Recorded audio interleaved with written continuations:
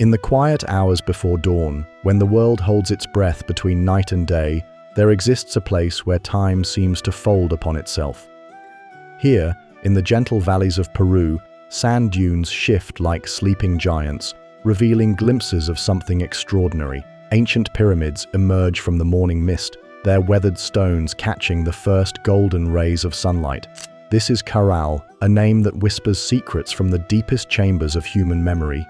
Imagine, if you will, a world before the great pyramids of Giza pierced the Egyptian sky. Picture a time before the scribes of Mesopotamia pressed their wedge-shaped marks into clay tablets, recording the first written words of civilization. Even before these wonders came to be, there was already a city thriving on the western shores of South America. For 4,000 years, this remarkable place lay hidden beneath layers of desert sand and the passage of countless seasons. The archaeologists who work here move with the patience of time itself, their brushes dancing across ancient stones with the gentleness of a parent's touch. Each grain of sand they sweep away reveals another fragment of a story that challenges everything we thought we knew about the birth of cities, about the dawn of civilization itself. Their tools are simple, delicate instruments that coax history from its slumber with infinite care. Under the vast Peruvian sky, they work as detectives of time, uncovering clues that have waited millennia to tell their tale. This forgotten metropolis, older than the pharaohs, older than the first cities of the Fertile Crescent, remained lost to the world until recently. The very ground beneath our feet in this sacred valley holds layers upon layers of human story, each stratum a chapter in a book that was nearly lost forever.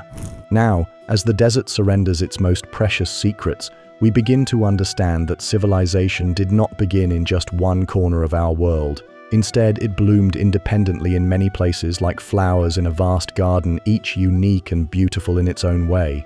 The wind that sweeps across these ancient plazas carries with it the essence of a people who built not with conquest in mind, but with something far more profound. They erected their monuments not to intimidate enemies, but to celebrate life itself, to honor the cycles of the seasons, and to create spaces where communities could gather in peace. Their legacy speaks of a different kind of power, one that flowed not from weapons or walls, but from wisdom and wonder. As we stand at the edge of this archaeological marvel, we find ourselves witnesses to one of humanity's greatest revelations. The Super Valley stretches before us like an open book, its pages written in stone and sand, telling a story that predates the old kingdom of Egypt by centuries. This is not merely another ancient site to catalogue and study. This is a revelation that transforms our understanding of human potential, of how civilizations can rise through cooperation rather than conquest, through harmony rather than dominance. The morning light grows stronger now, illuminating terraces that once fed a thriving population, revealing the outlines of structures that housed families, artists, and visionaries. In the distance, the Pacific Ocean meets the horizon, its waters having witnessed the rise and gentle decline of this extraordinary civilization. Here, where the mountains meet the sea, where rivers carved fertile valleys from an otherwise harsh landscape, the first Americans created something unprecedented in the ancient world. Welcome to Caral, where the very stones seem to hum with ancient melodies, where the wind carries echoes of voices from a time when the world was young, and where we discover that the story of human achievement is far older and more wonderful than we ever dared to imagine. This is where our journey begins, in a place that existed before the pharaohs ruled Egypt, before Babylon rose from the marshes, in a time when humanity was still learning what it meant to build not just shelters, but true cities of the spirit. 200 kilometers north of Lima, where the Andes Mountains begin their gentle descent toward the Pacific Ocean, lies a valley that holds one of humanity's most profound secrets. The Super Valley stretches like a green ribbon through the otherwise barren landscape of coastal Peru, its fertile soil nourished by a river that has flowed here for thousands upon thousands of years. It is in this seemingly quiet corner of the world that we find Caral, a name that has only recently begun to echo through the halls of archaeology and into the broader consciousness of humanity. When we speak of ancient civilizations, our minds often drift to the familiar stories we learned in school. We think of the pharaohs of Egypt, their magnificent pyramids rising from golden sands. We remember the hanging gardens of Babylon, the ziggurats of Mesopotamia, the early cities along the Indus River. These are the cradles of civilization as we have always known them, the places where humanity first learned to build cities, to organize complex societies, to reach towards something greater than individual survival. But here in the Soup Valley, archaeologists have uncovered evidence of something that challenges this comfortable narrative. They have found a city that predates these familiar civilizations, a place where complex society flourished while much of the world still lived in small villages and nomadic bands. This is Caral, and its very existence rewrites the story of human development in ways that continue to astonish scholars around the globe. The dating of Caral takes us back to 2600 years before the Common Era, a time so distant that it requires us to stretch our imagination across vast expanses of human history. To understand just how ancient this makes Caral, consider that when the Great Pyramid of Khufu was being constructed in Egypt, Caral had already been thriving for centuries. When the first cities of the Indus Valley were taking shape, the people of Caral had already perfected their urban planning. This civilization emerged during what archaeologists call the Late Archaic period in the Americas, a time when most human settlements consisted of small villages and seasonal camps. The city itself covers 150 acres of carefully planned urban space, an area large enough to house thousands of people in an organized, sophisticated community. Walking through the ruins today, even in their weathered state, one cannot help but feel awed by the ambition and vision of the people who created this place. 6 massive pyramidal structures rise from the valley floor, their stepped sides still commanding respect after 4 millennia. These are not simple mounds of earth and stone, but carefully engineered monuments that required sophisticated knowledge of architecture and engineering. The largest of these pyramids, known today as the Main Pyramid or Pyramid Maya, stands 60 feet tall and stretches 500 feet in length. To put this in perspective, this structure contains more stone and earth than many of the monuments built by later civilizations that we consider far more advanced. The precision of its construction, the careful attention to proportion and alignment, speaks to a level of mathematical and engineering knowledge that scholars are still working to fully understand. But Caral was far more than just monumental architecture. The city featured an amphitheater where the community could gather for ceremonies and social events.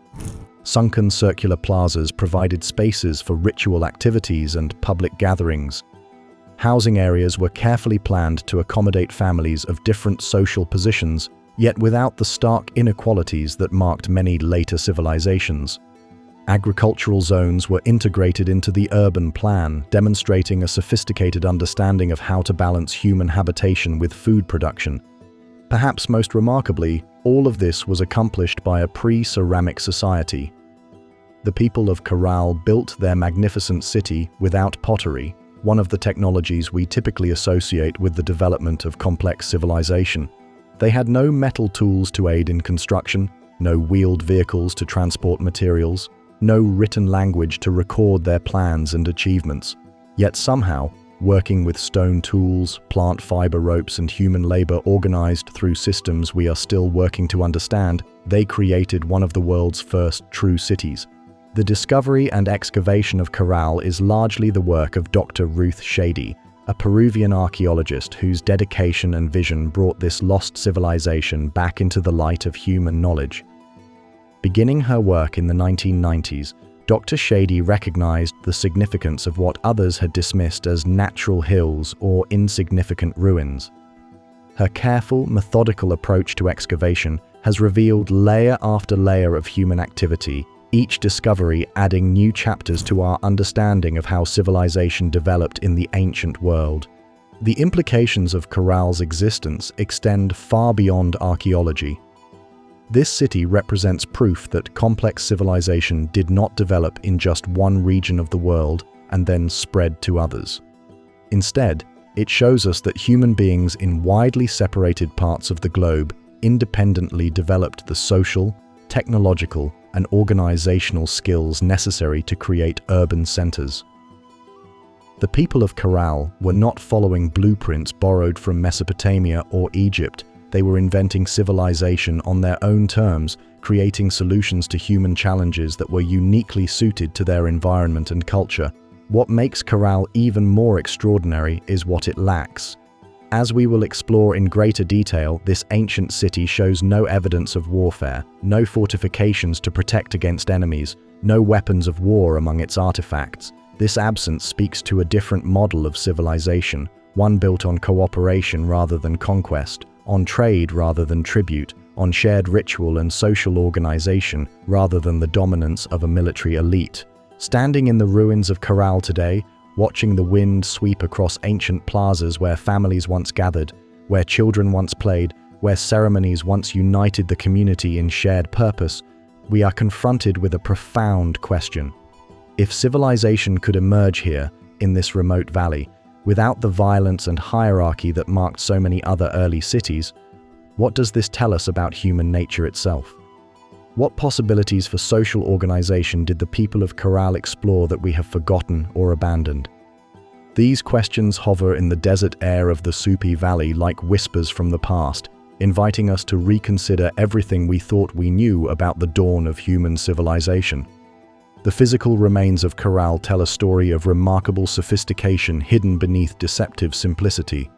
When archaeologists first began systematic excavations, they uncovered evidence of a city that was carefully planned from its very beginning.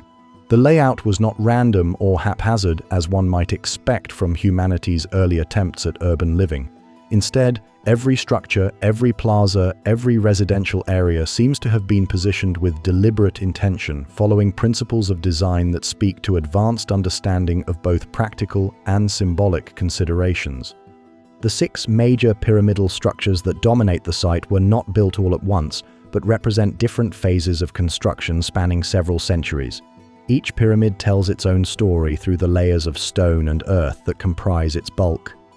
Archaeologists have discovered that these monuments were periodically renovated and expanded, suggesting that the civilization that built them was not static but continuously evolving, adapting, and growing in complexity over time. What strikes modern visitors most profoundly is the sense of harmony that pervades the entire site.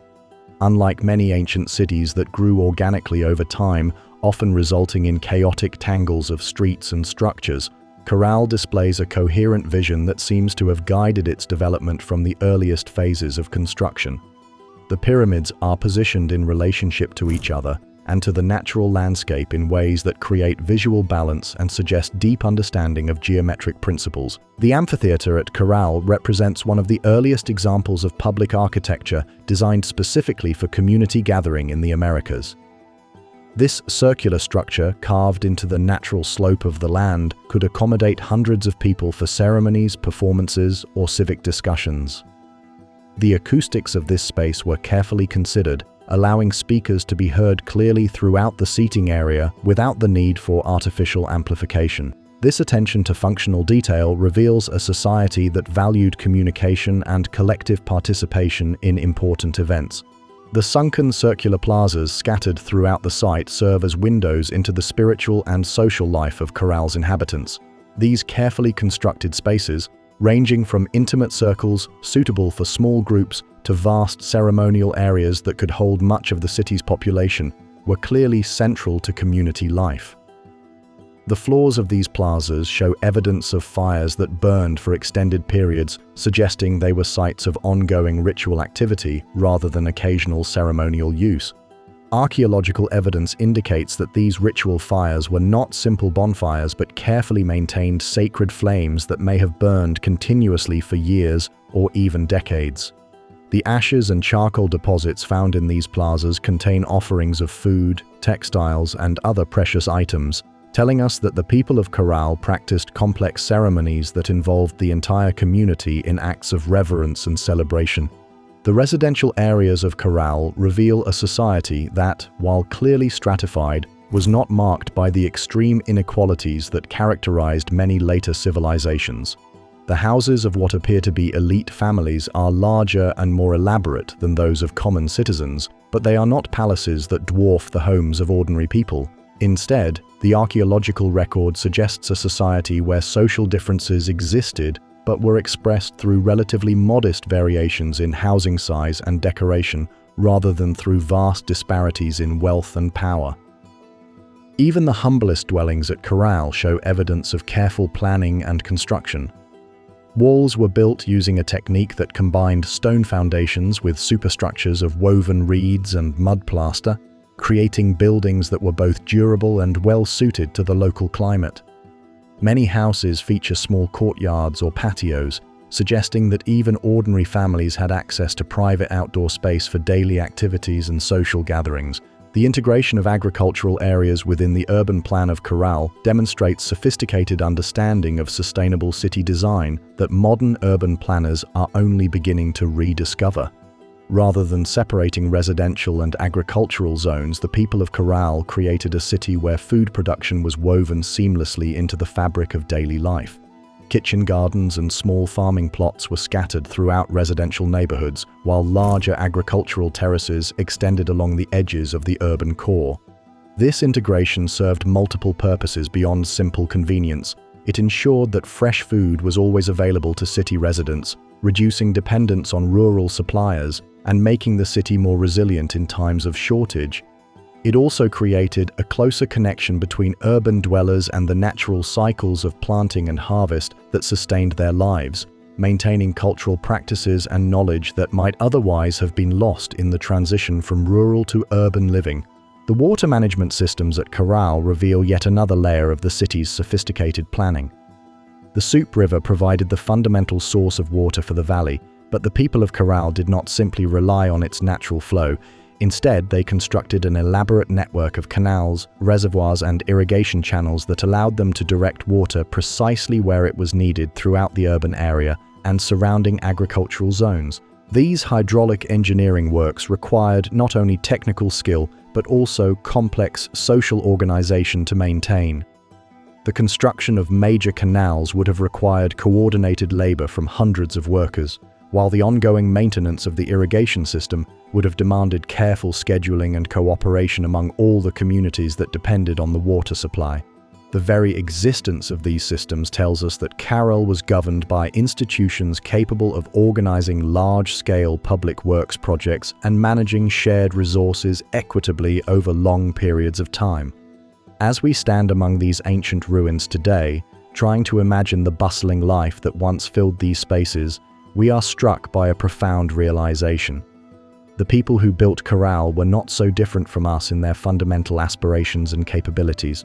They desired beauty, they sought harmony with their environment, they valued community cooperation, and they possessed the intelligence and determination necessary to transform their vision into lasting reality. Their achievement serves as both inspiration and challenge, reminding us that human potential for creating peaceful, sustainable, and beautiful communities extends back to the very dawn of urban civilization. In the gentle morning light that bathes the Soup Valley, there stands a monument that challenges one of our most fundamental assumptions about ancient civilization. The main pyramid of Caral rises 60 feet into the Peruvian sky, its weathered stones bearing witness to an achievement that seems almost impossible when we consider the tools and technology available to its builders 4,000 years ago. This massive structure stretches 500 feet in length, its carefully constructed terraces and platforms representing millions of hours of coordinated human labor. Yet what makes this pyramid truly extraordinary is not its size, though that alone would be remarkable enough.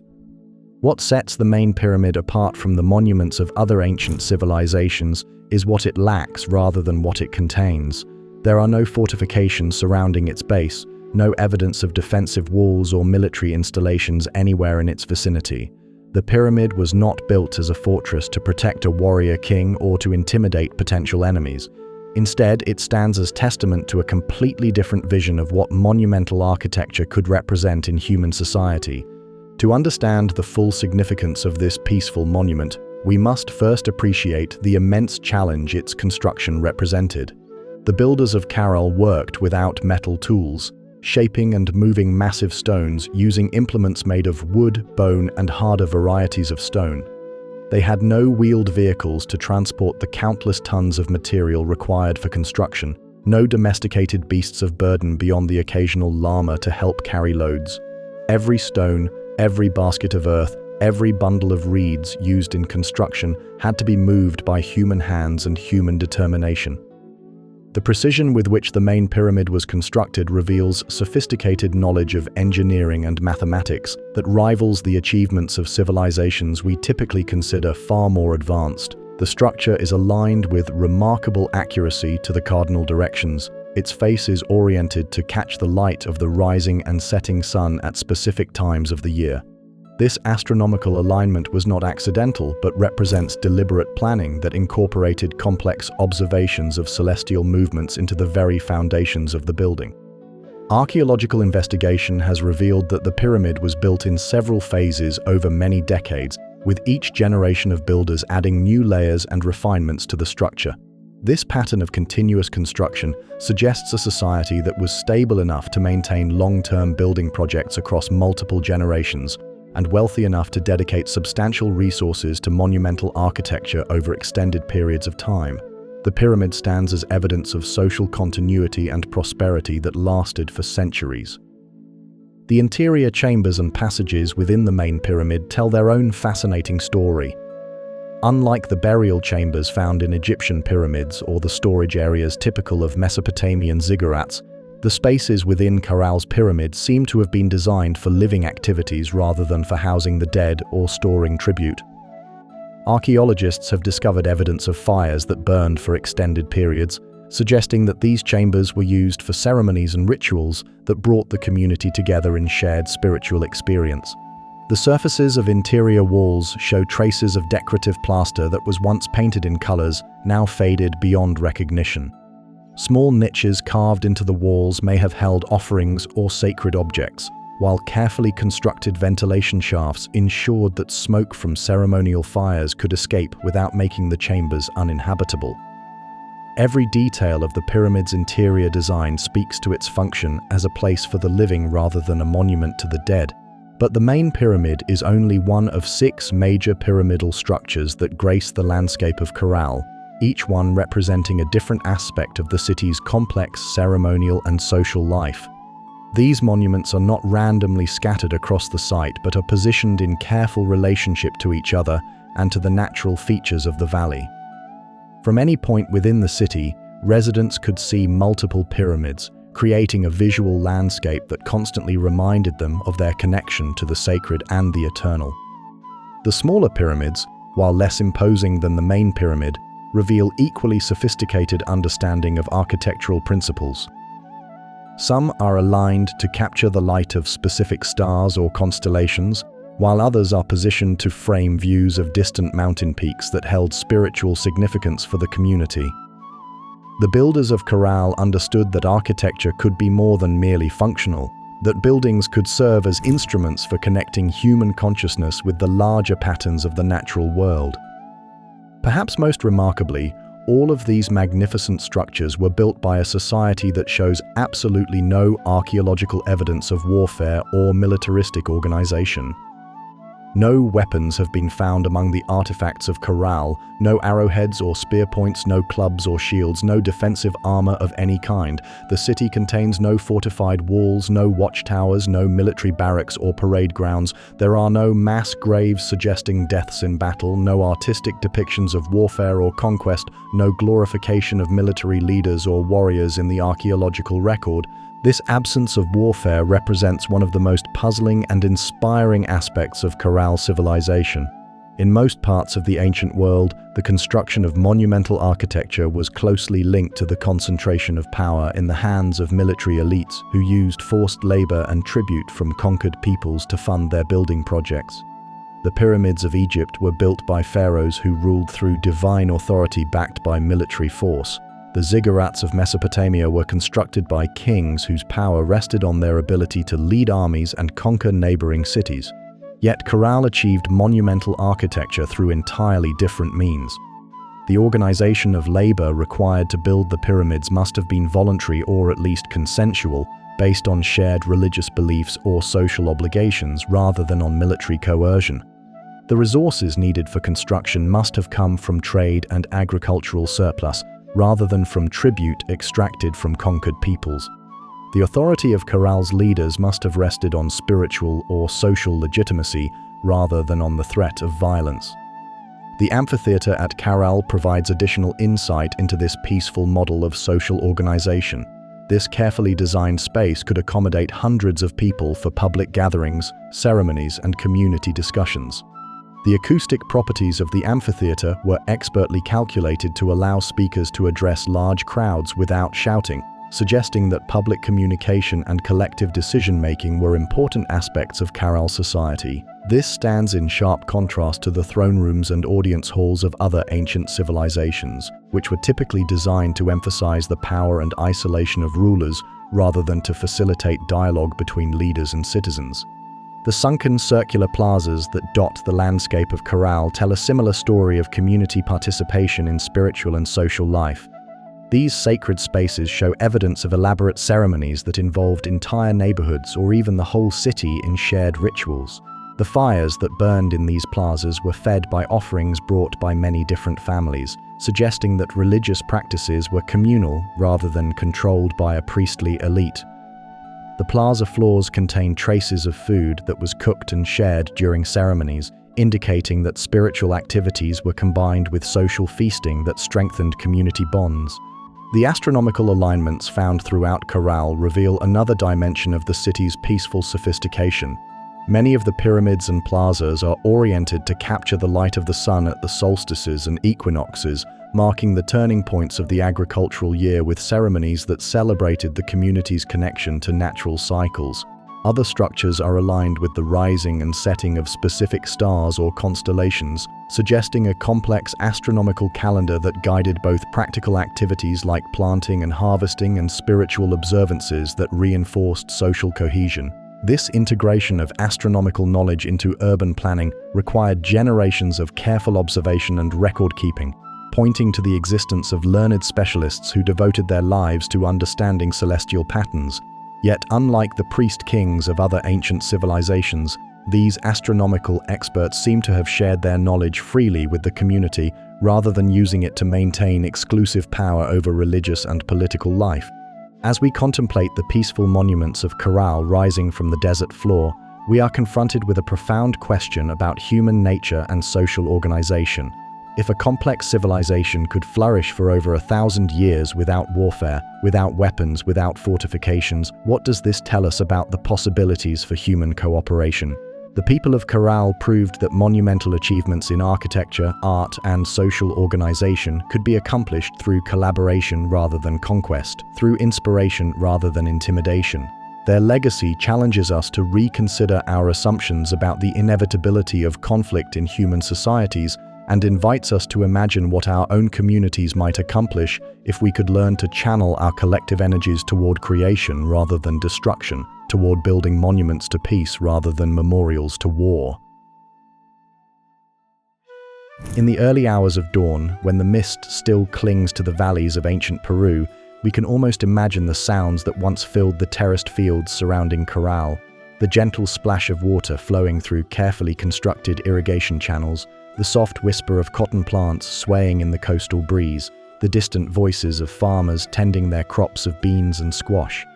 This was a civilization built not on the spoils of war or the extraction of tribute, but on the patient cultivation of the earth and the intricate web of trade relationships that connected distant communities across the diverse landscapes of the Andes. The agricultural foundation of Caral represents one of humanity's earliest experiments in sustainable urban living.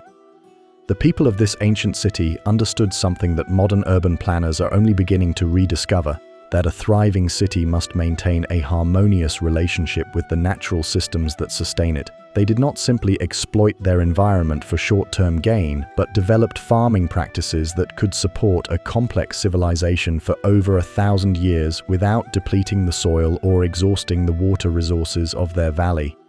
Cotton was perhaps the most important crop grown in the fields of Caral, though not for the reasons we might expect. While cotton would later become valuable for making textiles and clothing, the people of Caral discovered an even more crucial use for this versatile plant. They learned to weave cotton fibers into strong, durable nets that revolutionized their ability to harvest fish from the nearby Pacific Ocean. These nets, some of which have survived in the dry climate of the coast for thousands of years, represent a technological breakthrough that transformed the economic possibilities of the entire region. The fishing nets of Caral were not simple affairs but sophisticated tools that required considerable skill to construct and maintain. Archaeological examination reveals that these nets were woven with varying mesh sizes designed to catch different types of fish, demonstrating detailed knowledge of marine ecology and fishing techniques. The strongest nets could capture large deep water fish, while finer mesh varieties were designed for smaller species that lived in shallow coastal waters or river estuaries. This cotton-based fishing technology created the foundation for one of the ancient world's most extensive trade networks. The coastal communities that used Caral's nets to harvest fish from the Pacific developed relationships with inland settlements that grew different crops in the varied ecological zones of the Andes. Fish caught with cotton nets were traded for potatoes grown in highland valleys, for quinoa cultivated on mountain slopes, for coca leaves gathered from cloud forest regions, and for countless other products that could not be produced in any single environmental zone. The beans grown in Caral's fields tell another important part of this agricultural story. These were not simply food crops but represented one of the earliest systematic attempts to improve plant nutrition through selective breeding. Archaeological analysis of ancient bean seeds shows that the farmers of Caral gradually developed varieties with higher protein content and better growing characteristics than their wild ancestors. This early agricultural science allowed the city to support a larger population with better nutrition than would have been possible with wild plants alone. Squash cultivation at Caral reveals similar agricultural sophistication. The varieties grown here were selected not only for their nutritional value, but also for their utility as containers and tools. Large squash gourds were hollowed out and used as water vessels, storage containers, and even as floats for fishing nets. Smaller varieties provided both food and raw materials for making bowls, cups, and other household implements. This integration of food production with the manufacture of useful goods represents an elegant solution to the challenge of meeting multiple human needs from limited agricultural space. Sweet potatoes, grown in the terraced fields of Caral, provided another crucial element of the city's nutritional foundation. These tubers could be stored for extended periods without spoiling, creating a buffer against seasonal variations in food supply that gave the civilization stability through both good years and bad. Archaeological evidence suggests that Caral developed sophisticated food preservation techniques that allowed sweet potatoes and other crops to be stored for months or even years, ensuring that the city could survive temporary disruptions in agricultural production. The cultivation of guava trees throughout the Caral area provided both nutrition and medicine for the city's inhabitants. These fruit trees, which require several years to mature, represent another indication of the long-term planning and social stability that characterized this civilization. The decision to plant guava trees reflected confidence that the community would remain in place long enough to harvest the benefits of this investment in future food security. But agriculture was only one pillar of Caral's economic foundation. The city's prosperity ultimately rested on its position at the center of trade networks that extended across much of West and South America. Goods flowed through Caral from the Amazon rainforest to the Pacific coast, from the high peaks of the Andes to the desert valleys of northern Chile. This trade was not conducted by professional merchants in the modern sense, but through complex networks of kinship, reciprocity, and ritual exchange that bound distant communities together in relationships of mutual dependence and support. Among the most prized trade goods that passed through Caral were spondylus shells, large mollusks that lived in the warm waters off the coast of Ecuador, hundreds of miles to the north. These shells were highly valued throughout the Andean world for their spiritual significance and their use in religious ceremonies. The presence of spondylus shells at Caral indicates that the city participated in trade networks that extended far beyond the immediate region, connecting it to communities throughout the Andes and along the Pacific coast. Obsidian found at Caral tells another story of long-distance trade relationships. This volcanic glass, prized for its ability to hold an extremely sharp edge, was quarried in specific locations high in the Andes Mountains. The journey from obsidian sources to Caral would have required crossing difficult mountain terrain and coordinating with multiple intermediate communities along the trade route.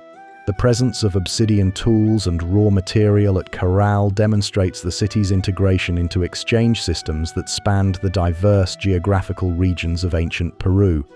The trade in colorful feathers from tropical birds reveals yet another dimension of Caral's economic relationships.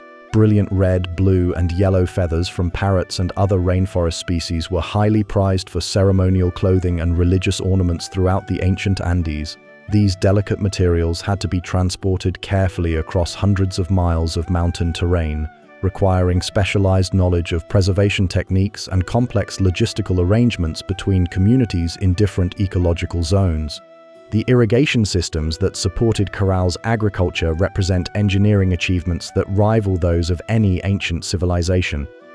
The network of canals, reservoirs, and field channels that brought water from the Soup River to every part of the city's agricultural zone required not only technical skill, but also sophisticated social organization to construct and maintain. The labor involved in digging channels, building check dams, and maintaining water control structures would have required coordination among hundreds of workers over many years. These irrigation works were not simply functional infrastructure, but were integrated into the spiritual and ceremonial life of the community. Archaeological evidence suggests that the opening of irrigation channels each growing season was marked by elaborate ceremonies that brought the entire community together to celebrate the life-giving power of water. The maintenance of canals and reservoirs was treated as a sacred duty that bound individuals and families together in shared responsibility for the welfare of the entire city. The agricultural terraces that still mark the landscape around Caral demonstrate another aspect of the city's sophisticated relationship with its environment. These carefully constructed earthworks allowed farming on slopes that would otherwise have been too steep for cultivation, effectively expanding the agricultural capacity of the valley without requiring the conquest of additional territory. The terraces also helped prevent soil erosion and conserved water, creating agricultural systems that remained productive for centuries without depleting the natural resources on which they depended.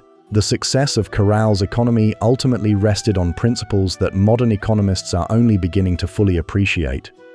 Rather than pursuing unlimited growth or attempting to maximize short-term profits, the people of Caral developed economic systems based on sustainability, reciprocity, and long-term planning. Their trade networks were built on relationships of mutual benefit rather than exploitation. Their agricultural practices were designed to maintain soil fertility across generations, and their urban planning integrated food production with other aspects of city life in ways that created resilience and stability.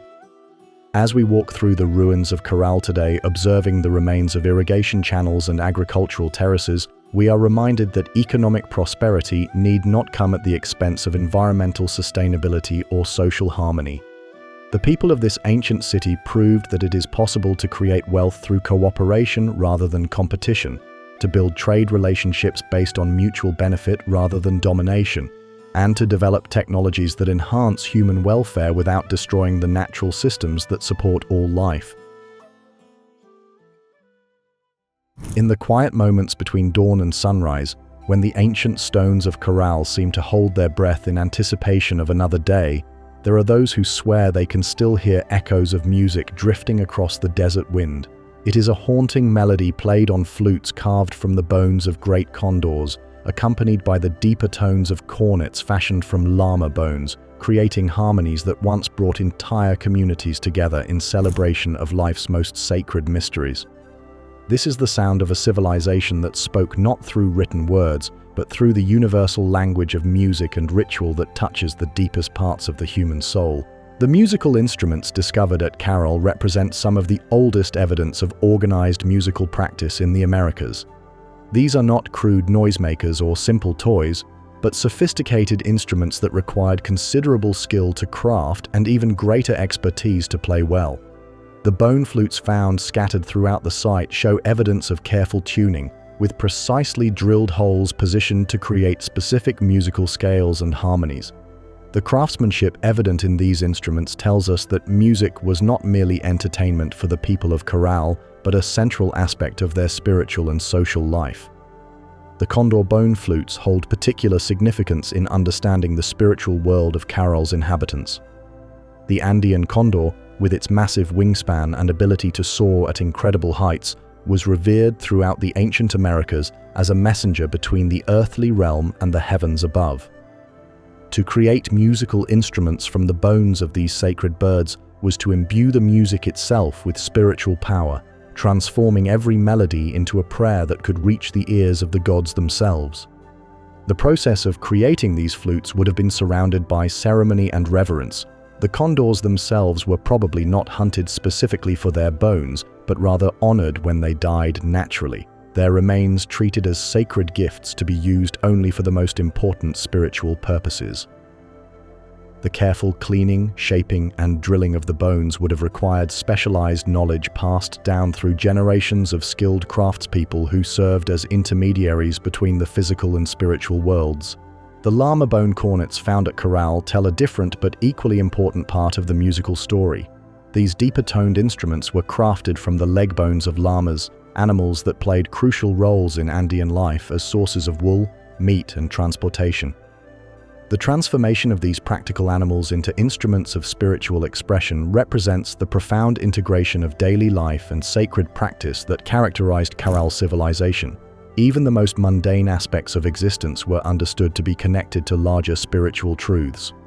Archaeological evidence suggests that these musical instruments were not used individually, but as part of orchestrated performances involving multiple players. The acoustic properties of Caral's amphitheater and ceremonial plazas were carefully designed to enhance musical performances, allowing the sound of flutes and cornets to carry clearly to every member of the assembled community.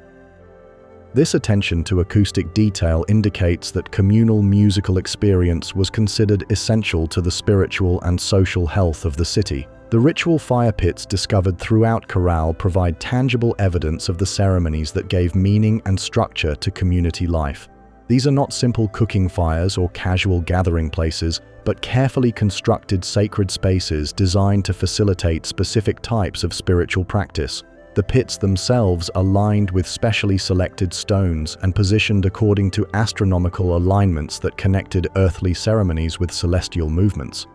Analysis of the ash and charcoal deposits in these fire pits reveals the complexity of the rituals conducted around them. The fires were fed not only with wood and other combustible materials, but with offerings of food, textiles, and precious objects that were deliberately burned as gifts to the spiritual forces that governed the community's welfare. The particular combinations of materials found in different fire pits suggest that various types of ceremonies were conducted throughout the year, each requiring specific offerings and ritual procedures. The ceremonial platforms scattered throughout Caral represent another crucial element of the city's spiritual architecture.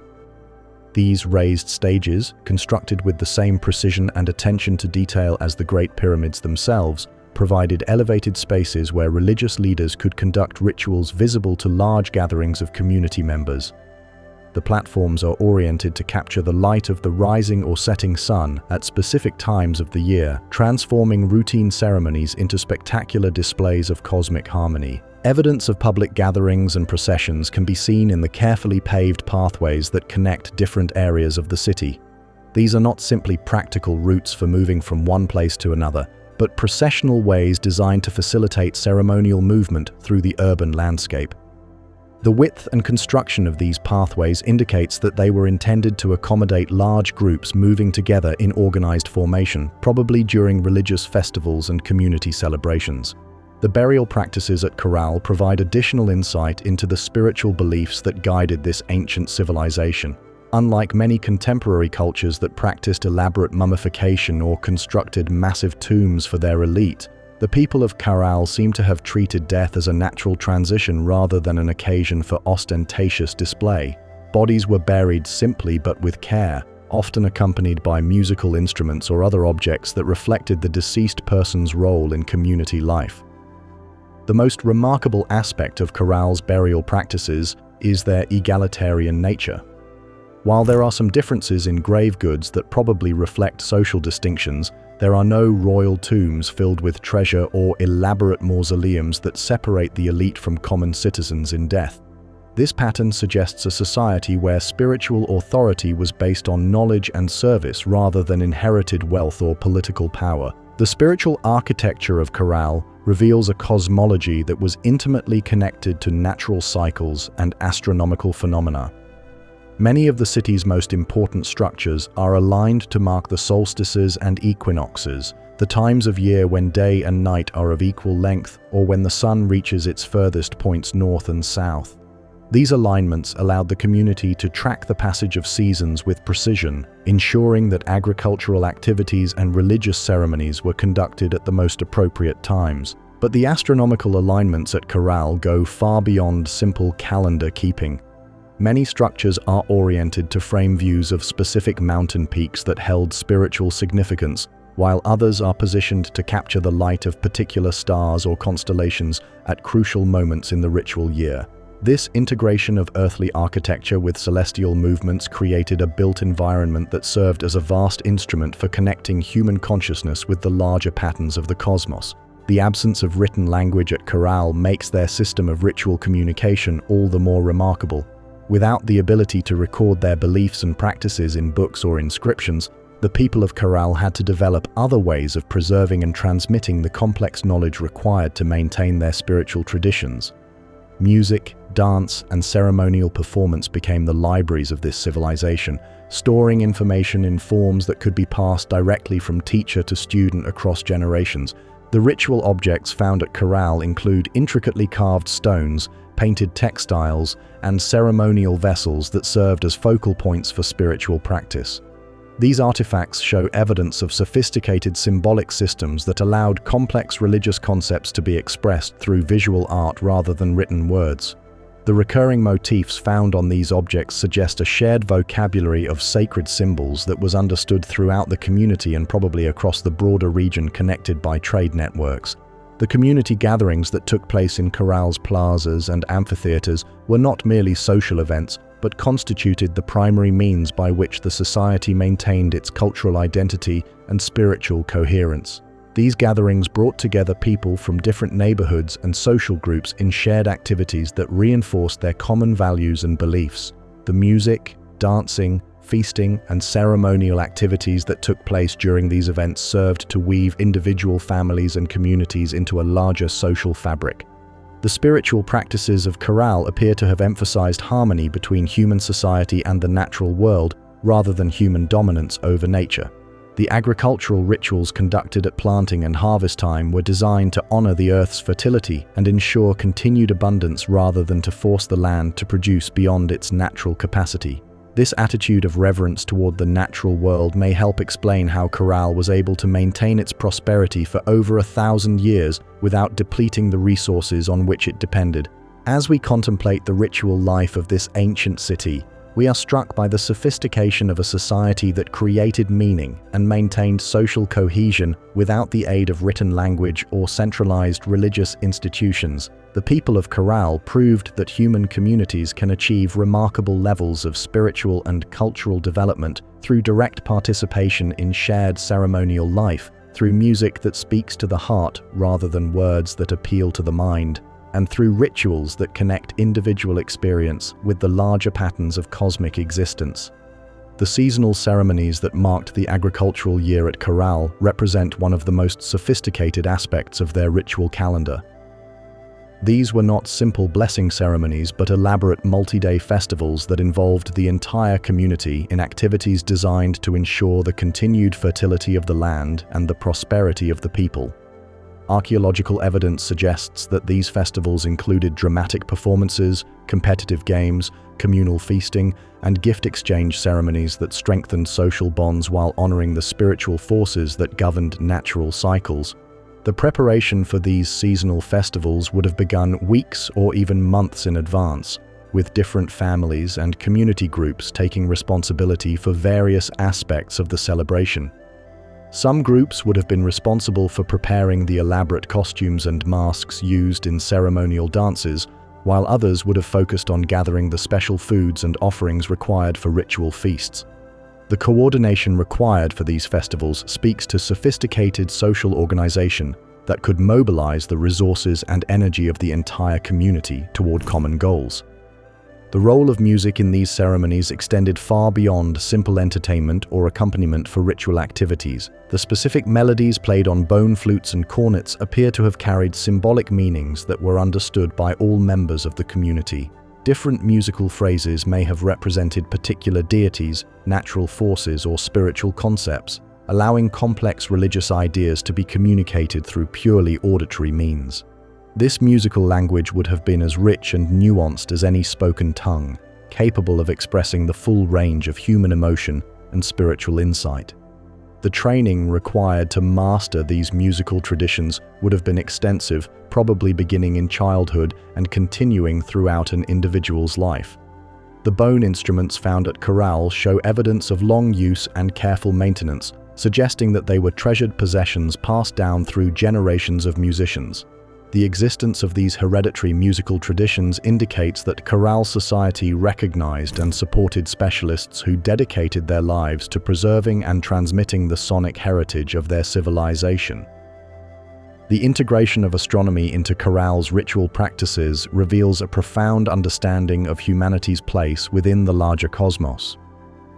The positioning of ceremonial platforms and fire pits to align with specific celestial events was not merely decorative but reflected a worldview that saw earthly activities as intimately connected to heavenly movements. When the community gathered to celebrate the summer solstice or the rising of particular constellations, they were participating in ceremonies that linked their local concerns with universal patterns of time and space. The astronomical knowledge required to create these alignments would have been accumulated over many generations of careful observation and record-keeping. Without written language to preserve their findings, the astronomers of Caral would have had to develop sophisticated methods of oral transmission that could preserve precise measurements and complex calculations across decades or centuries. The accuracy of the alignments found at the site testifies to the effectiveness of these non-literate methods of preserving and transmitting scientific knowledge.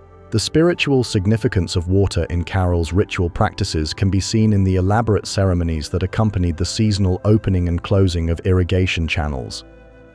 These were not merely practical activities, but sacred events that honored water as a life-giving force deserving of reverence and gratitude. The community would gather at the headwaters of their irrigation system to perform ceremonies designed to ensure adequate water flow throughout the growing season, while the closing of channels at the end of the agricultural year was marked by thanksgiving rituals that acknowledged the earth's generosity. The sacred geography of Caral extended far beyond the immediate boundaries of the city itself, encompassing the entire landscape of the Super Valley and connecting to distant mountains, rivers, and coastlines that held spiritual significance for the community. Certain peaks in the Andes were considered the dwelling places of ancestral spirits, while specific locations along the coast were believed to be portals between the earthly realm and the underwater domain of sea spirits. This sacred geography was maintained through regular pilgrimages and ceremonial journeys that reinforced the community's connection to the broader landscape. The ritual objects created by Caral's artisans demonstrate remarkable sophistication in the use of symbolic imagery to convey complex spiritual concepts. Carved stone figurines depict humans, animals, and hybrid beings that probably represented different aspects of the supernatural world. These objects were not merely decorative, but served as focal points for meditation, prayer, and ritual activity that connected individual practitioners with the larger spiritual forces that governed their lives.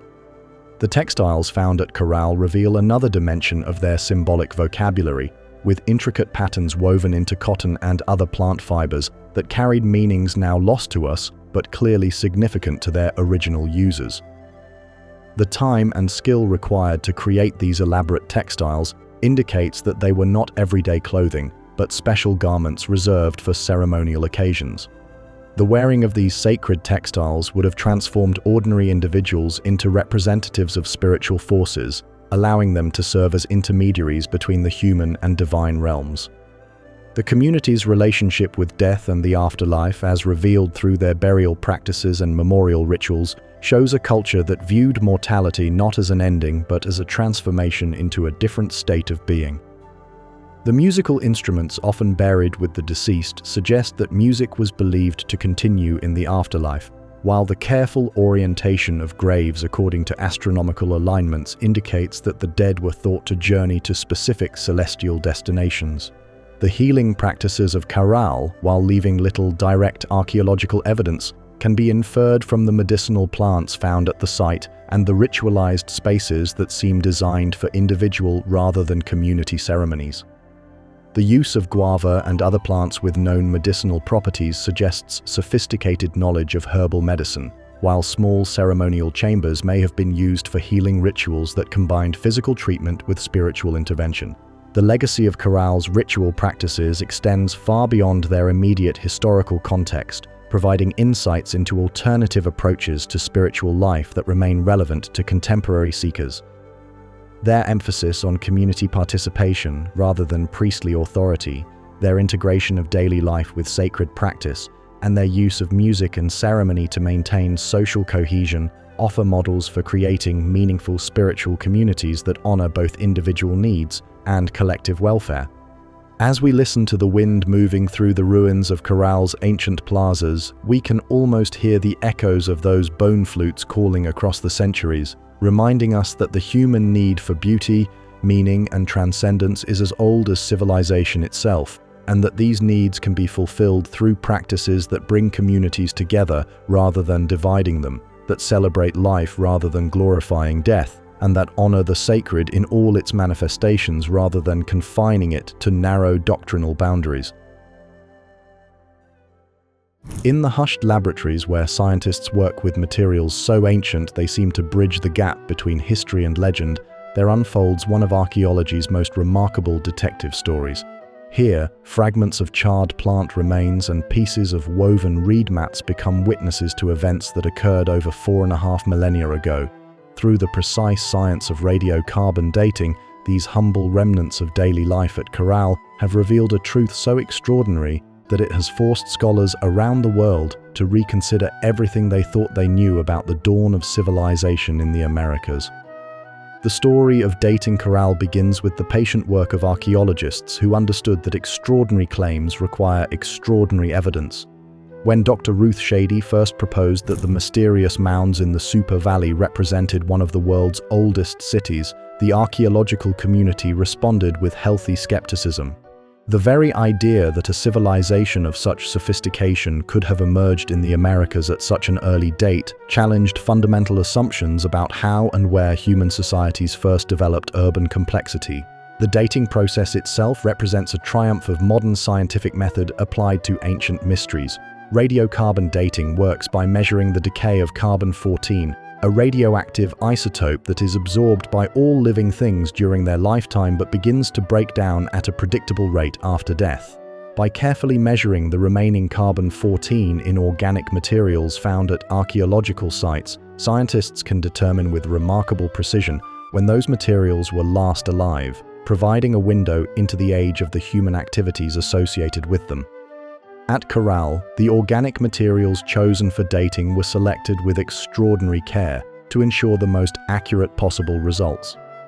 Charred plant remains found in the heart of ceremonial fire pits provided evidence of the ritual activities that took place in the city's sacred spaces. Woven reed mats discovered beneath stone foundations offered proof of the construction activities that built the monumental architecture. Fragments of cotton textiles found in residential areas gave testimony to the daily life of ordinary families who called this ancient city home. The results of these radiocarbon analyses sent shockwaves through the archaeological world. Sample after sample returned dates that placed Caral's occupation at approximately 2,600 years before the Common Era, making it not just old, but phenomenally ancient by the standards of New World civilization. This date placed Caral's founding in the late Archaic period, a time when most human societies in the Americas were still organized as small bands of hunter-gatherers or simple agricultural villages. To truly appreciate the significance of these dates, we must place them in the context of world history during the 3rd millennium before the Common Era. When the pyramids of Caral were rising from the Super Valley, the Great Pyramid of Khufu at Giza was still 2 centuries in the future. The pharaoh Narmer had only recently unified Upper and Lower Egypt, beginning the long dynasty of pharaonic rule that would become synonymous with ancient civilization. In Mesopotamia, the earliest Sumerian cities were just beginning to develop the complex urban institutions that would later spread throughout the ancient Near East. The implications of Caral's early date extend far beyond mere chronological priority. These radiocarbon results provide conclusive proof that urban civilization developed independently in the Americas, arising from local conditions and indigenous innovations rather than through contact with or influence from Old World civilizations. This finding fundamentally challenges diffusionist theories that once dominated archaeological thinking, theories that assumed complex societies could only develop in one or a few locations and then spread to other regions through conquest, migration, or cultural transmission. The dating of Caral predates the urbanization of the Indus Valley civilization by approximately 400 years, placing the Peruvian city among the very earliest examples of complex urban society anywhere in the world. This finding elevates the Americas from a peripheral region that received civilization from elsewhere to one of the primary hearths of human cultural development, standing alongside Mesopotamia, Egypt, and the Indus Valley as one of the foundational centers of urban life. Perhaps even more remarkably, Caral's dates place it 1500 years before the earliest Olmec sites in Mesoamerica, civilizations that were previously considered the mother culture of complex society in the Americas. This chronological gap suggests that the development of urban civilization in South America followed a completely independent trajectory from the cultural evolution that would later produce the Maya, Aztec, and other Mesoamerican civilizations. The precision of modern radiocarbon dating allows us to track not just the founding of Caral, but also the various phases of its development over many centuries. Multiple samples from different levels of construction show that the city was continuously occupied and regularly renovated for over 1,000 years, from approximately 2600 to 1500 years before the Common Era. This long period of continuous development indicates a remarkably stable civilization that was able to maintain its urban character and monumental architecture across dozens of generations. The statistical analysis of radiocarbon dates from Caral reveals fascinating patterns in the city's growth and development.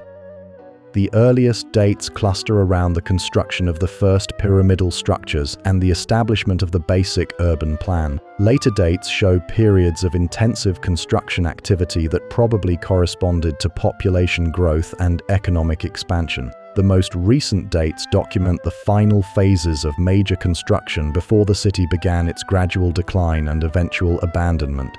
The scientific rigor applied to dating Caral has included multiple independent laboratories analyzing samples from the same contexts to ensure the accuracy and reliability of the results. This redundancy in testing reflects the extraordinary nature of the claims being made and the importance of establishing Caral's antiquity beyond any reasonable doubt. The consistency of results across different laboratories and different types of organic materials has created a robust chronological framework that has withstood intensive scrutiny from the international archaeological community. The dating of associated sites throughout the Supe Valley has revealed that Caral was not an isolated phenomenon, but the largest and most complex center in a network of contemporaneous settlements that shared similar architectural styles and cultural practices.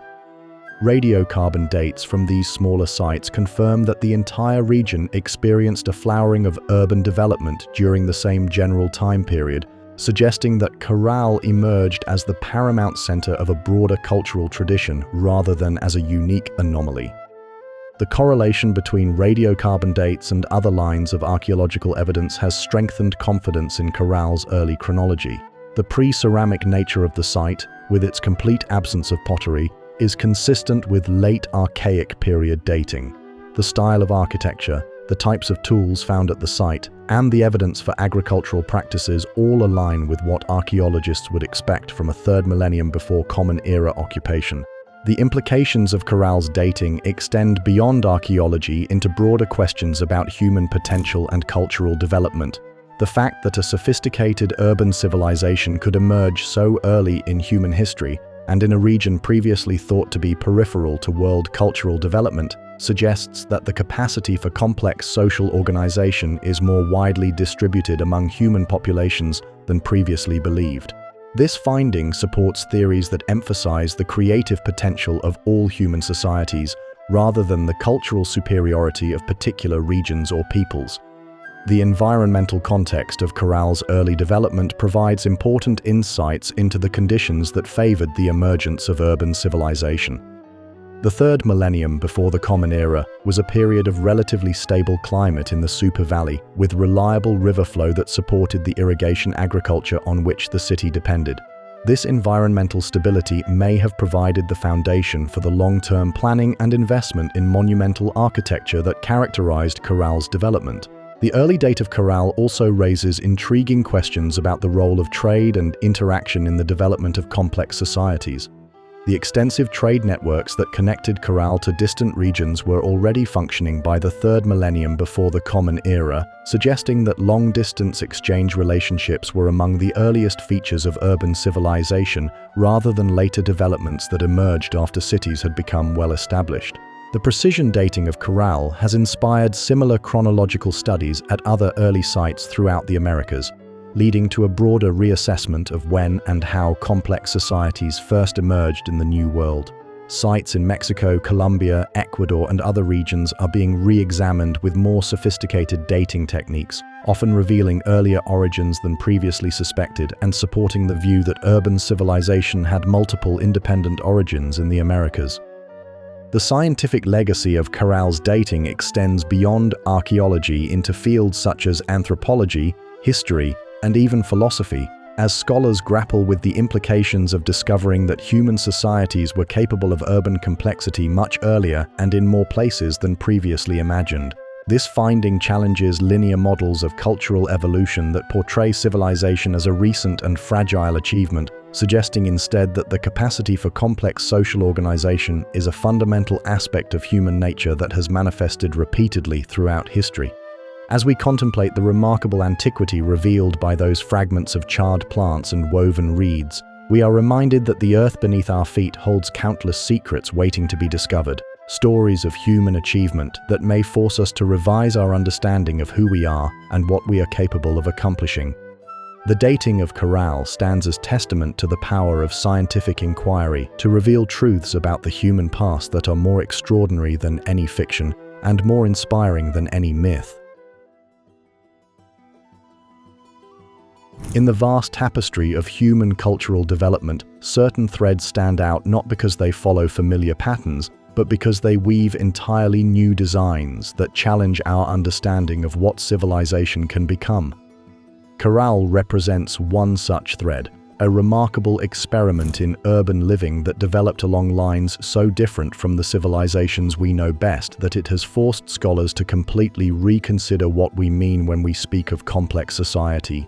Here in the valleys of ancient Peru, humanity explored a path towards civilization that diverged dramatically from the routes taken in Mesopotamia, Egypt, or the Indus Valley, creating something genuinely unique in the annals of human achievement.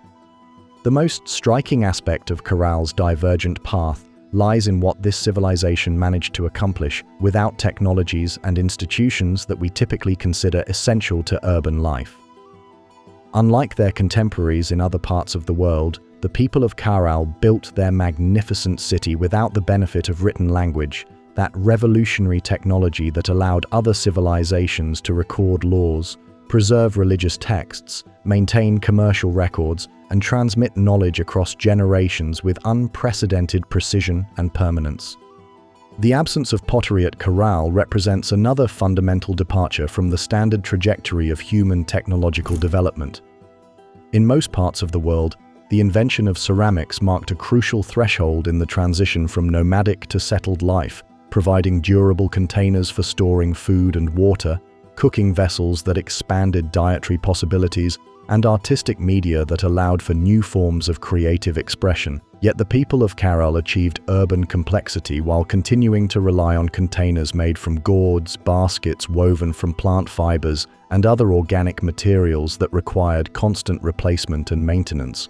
Perhaps most remarkably, Caral developed its sophisticated urban culture without the benefit of domesticated animals beyond the llama, an animal that, while useful for transportation and wool production, could not provide the agricultural power that oxen offered to farmers in the Old World, nor the military advantages that horses gave to conquest-minded societies in other regions. The absence of large domesticated animals meant that all of the monumental construction at Caral was accomplished through human labor alone, making their architectural achievements even more impressive when we consider the limitations under which they were working. What emerged at Caral in place of these familiar technologies and institutions was something that scholars have come to call a civic ceremonial complex, a form of social organization that achieved urban complexity through entirely different means than those employed by other early civilizations. Rather than relying on written laws enforced by professional bureaucrats, Caral maintained social order through shared participation in elaborate ceremonial cycles that reinforced community values and social obligations. Instead of depending on pottery for storage and cooking, they developed sophisticated techniques for preserving food and managing resources using organic technologies that were perfectly adapted to their environment. The civic ceremonial complex that characterized Caral represented a form of social organization that prioritized collective participation over hierarchical control, consensus building over authoritarian command, and ritual integration over bureaucratic administration. The great pyramids and plazas of the city were not primarily symbols of elite power, but spaces designed to accommodate community-wide gatherings where all members of society could participate in the ceremonial activities that maintained social cohesion and cultural identity. This alternative model of civilization had profound implications for how power was organized and exercised within Caral society.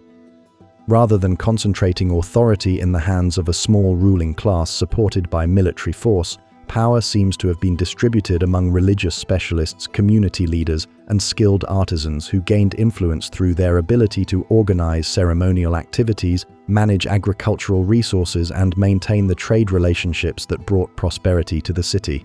The influence of Caral's innovations can be traced through the subsequent development of Andean civilization over the following millennia.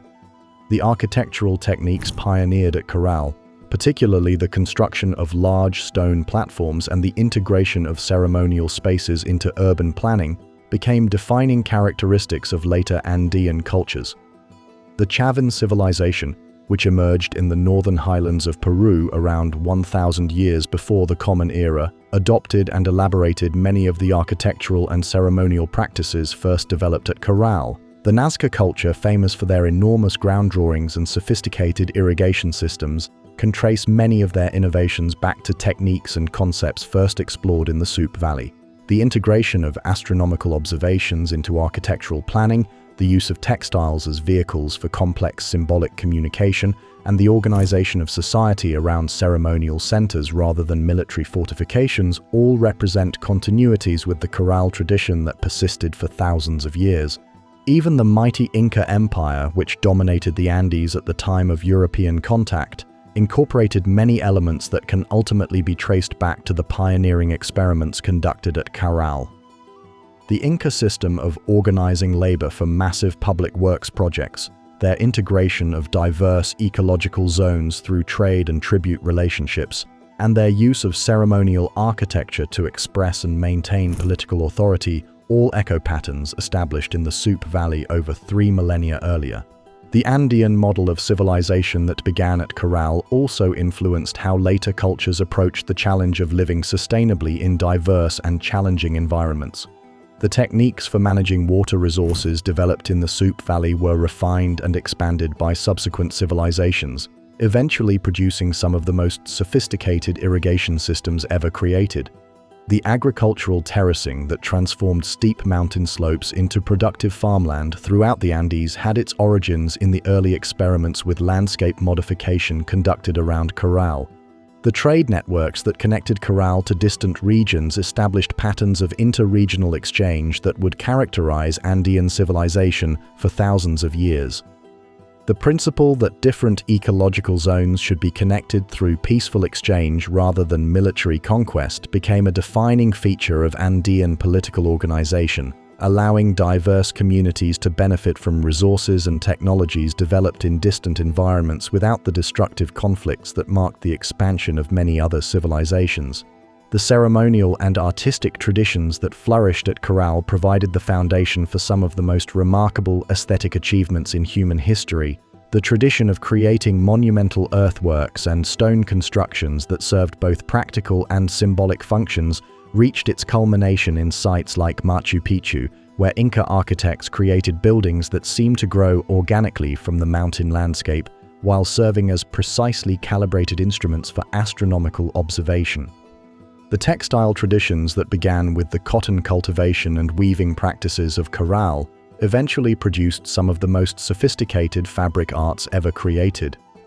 The symbolic vocabulary developed by Caral's weavers, who used patterns and colors to communicate complex cultural concepts, was elaborated by later Andean cultures into textile traditions of extraordinary complexity and beauty.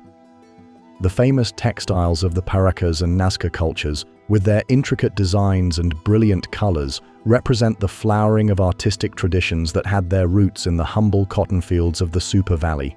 The musical traditions that played such a central role in Caral's ceremonial life also left lasting legacies throughout the Andean world. The bone flutes and cornets discovered at Caral were the ancestors of musical instruments that continued to play important roles in Andean culture for thousands of years. The tradition of using music as a means of community integration and spiritual expression, rather than simply as entertainment for elite audiences, became a defining characteristic of Andean civilization that persists to this day. The architectural innovations pioneered at Caral established design principles that influenced Andean building practices for millennia. The use of massive stone blocks fitted together without mortar, the integration of buildings with natural landscape features, and the orientation of structures according to astronomical alignments all became standard elements of Andean architecture. These techniques reached their highest expression in Inca constructions like Sacsayhuaman and Ollantaytambo, where enormous stone blocks were shaped and fitted with precision that still amazes modern engineers. The social innovations developed at Caral also had lasting influence on how Andean societies organized themselves.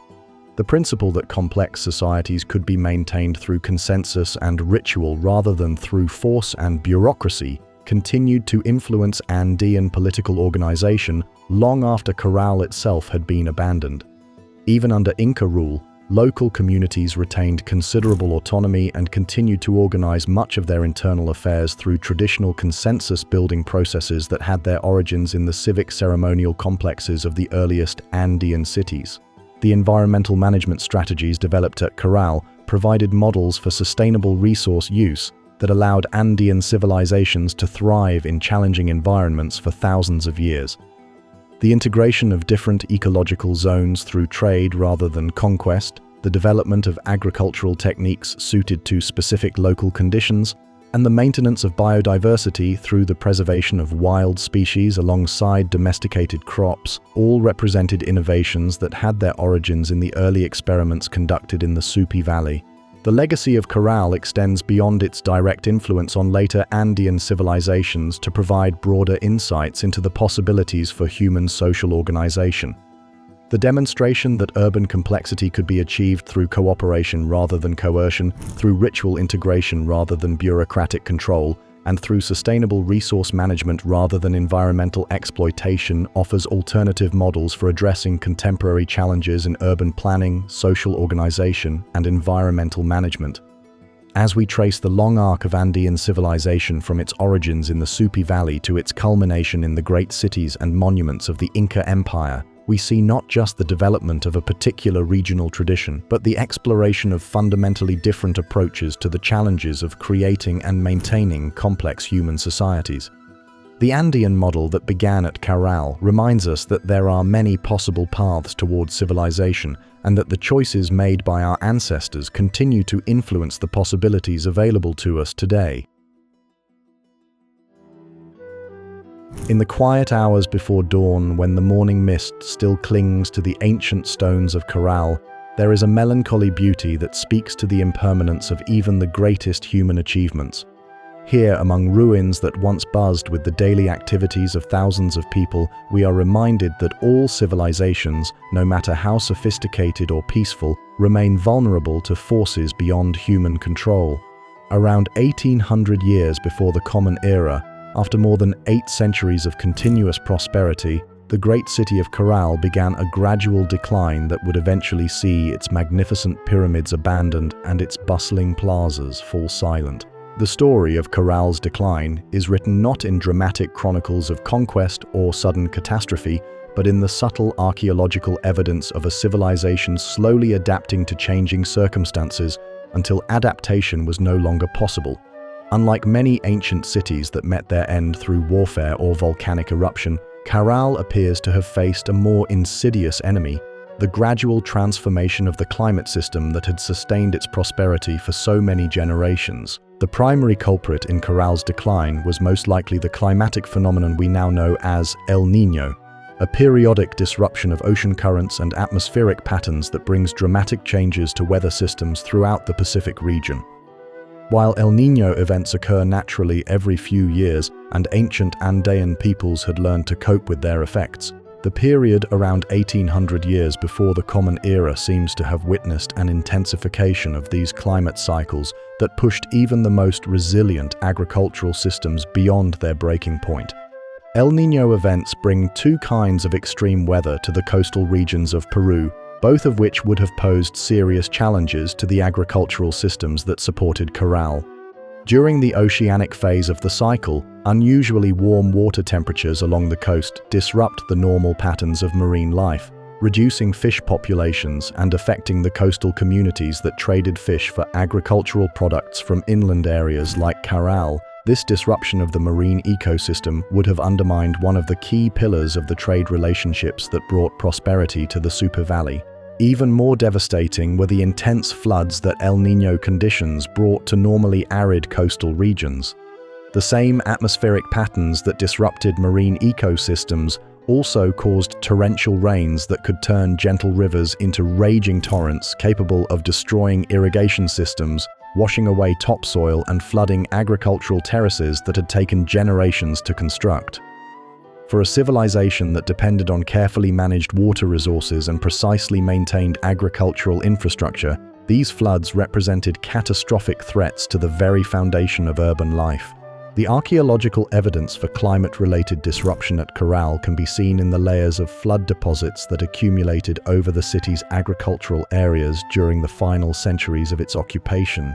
These geological signatures tell a story of repeated inundations that overwhelmed the drainage systems and protective works that had previously kept the city's farmlands safe from seasonal flooding.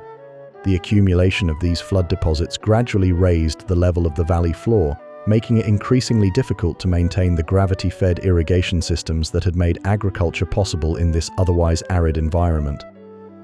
But the El Niño cycle brought not only devastating floods but also prolonged droughts that could be equally destructive to agricultural communities. When the oceanic phase of the cycle ended, it was often followed by years of below-normal rainfall that reduced river flow to levels insufficient to support the extensive irrigation systems that fed Caral's population. These drought conditions would have forced difficult decisions about which agricultural areas to maintain and which to abandon, gradually reducing the city's capacity to support its inhabitants. The evidence for drought stress at Caral can be seen in the changing patterns of agricultural land use during the city's final centuries.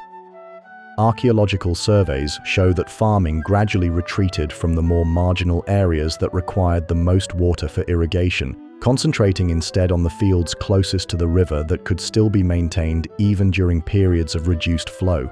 This agricultural contraction would have forced the city's population to either reduce their numbers or seek alternative sources of food and livelihood.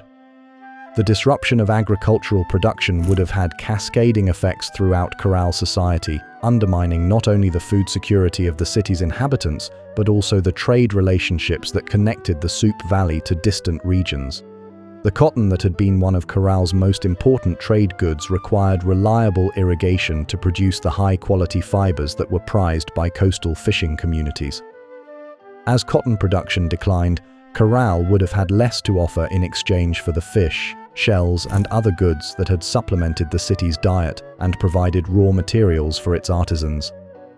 The social consequences of agricultural disruption would have been particularly severe for a civilization that had organized itself around ceremonial cycles closely tied to agricultural seasons.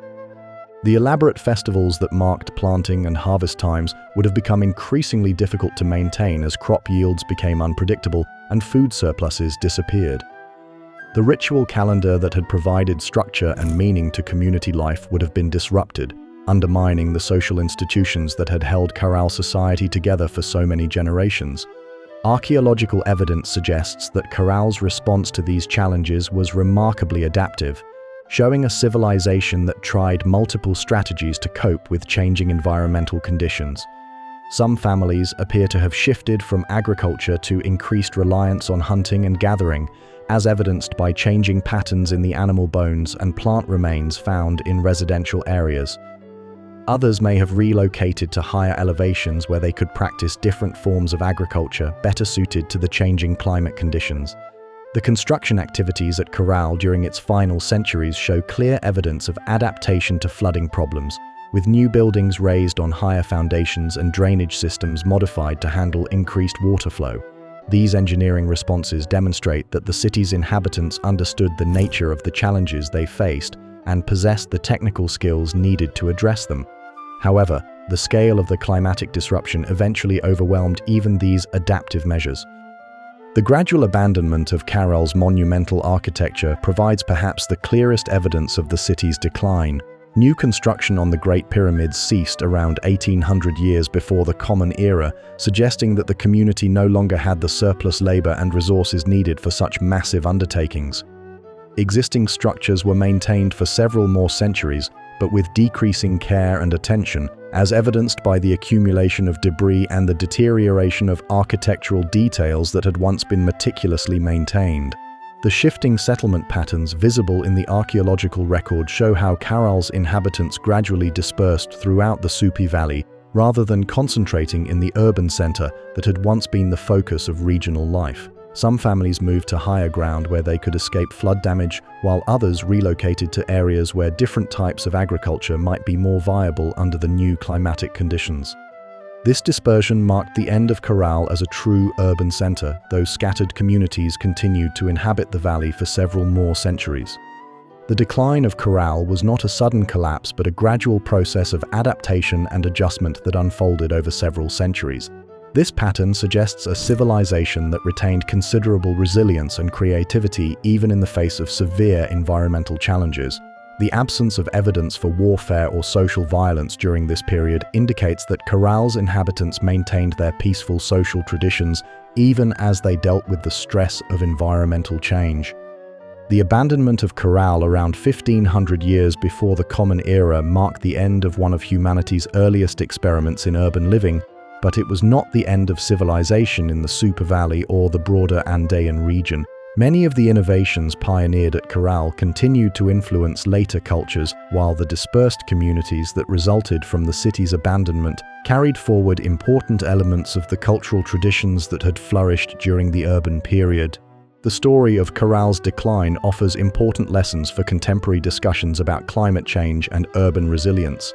The city's eventual abandonment, despite centuries of successful adaptation, reminds us that even the most sophisticated human societies remain vulnerable to environmental changes that exceed their adaptive capacity.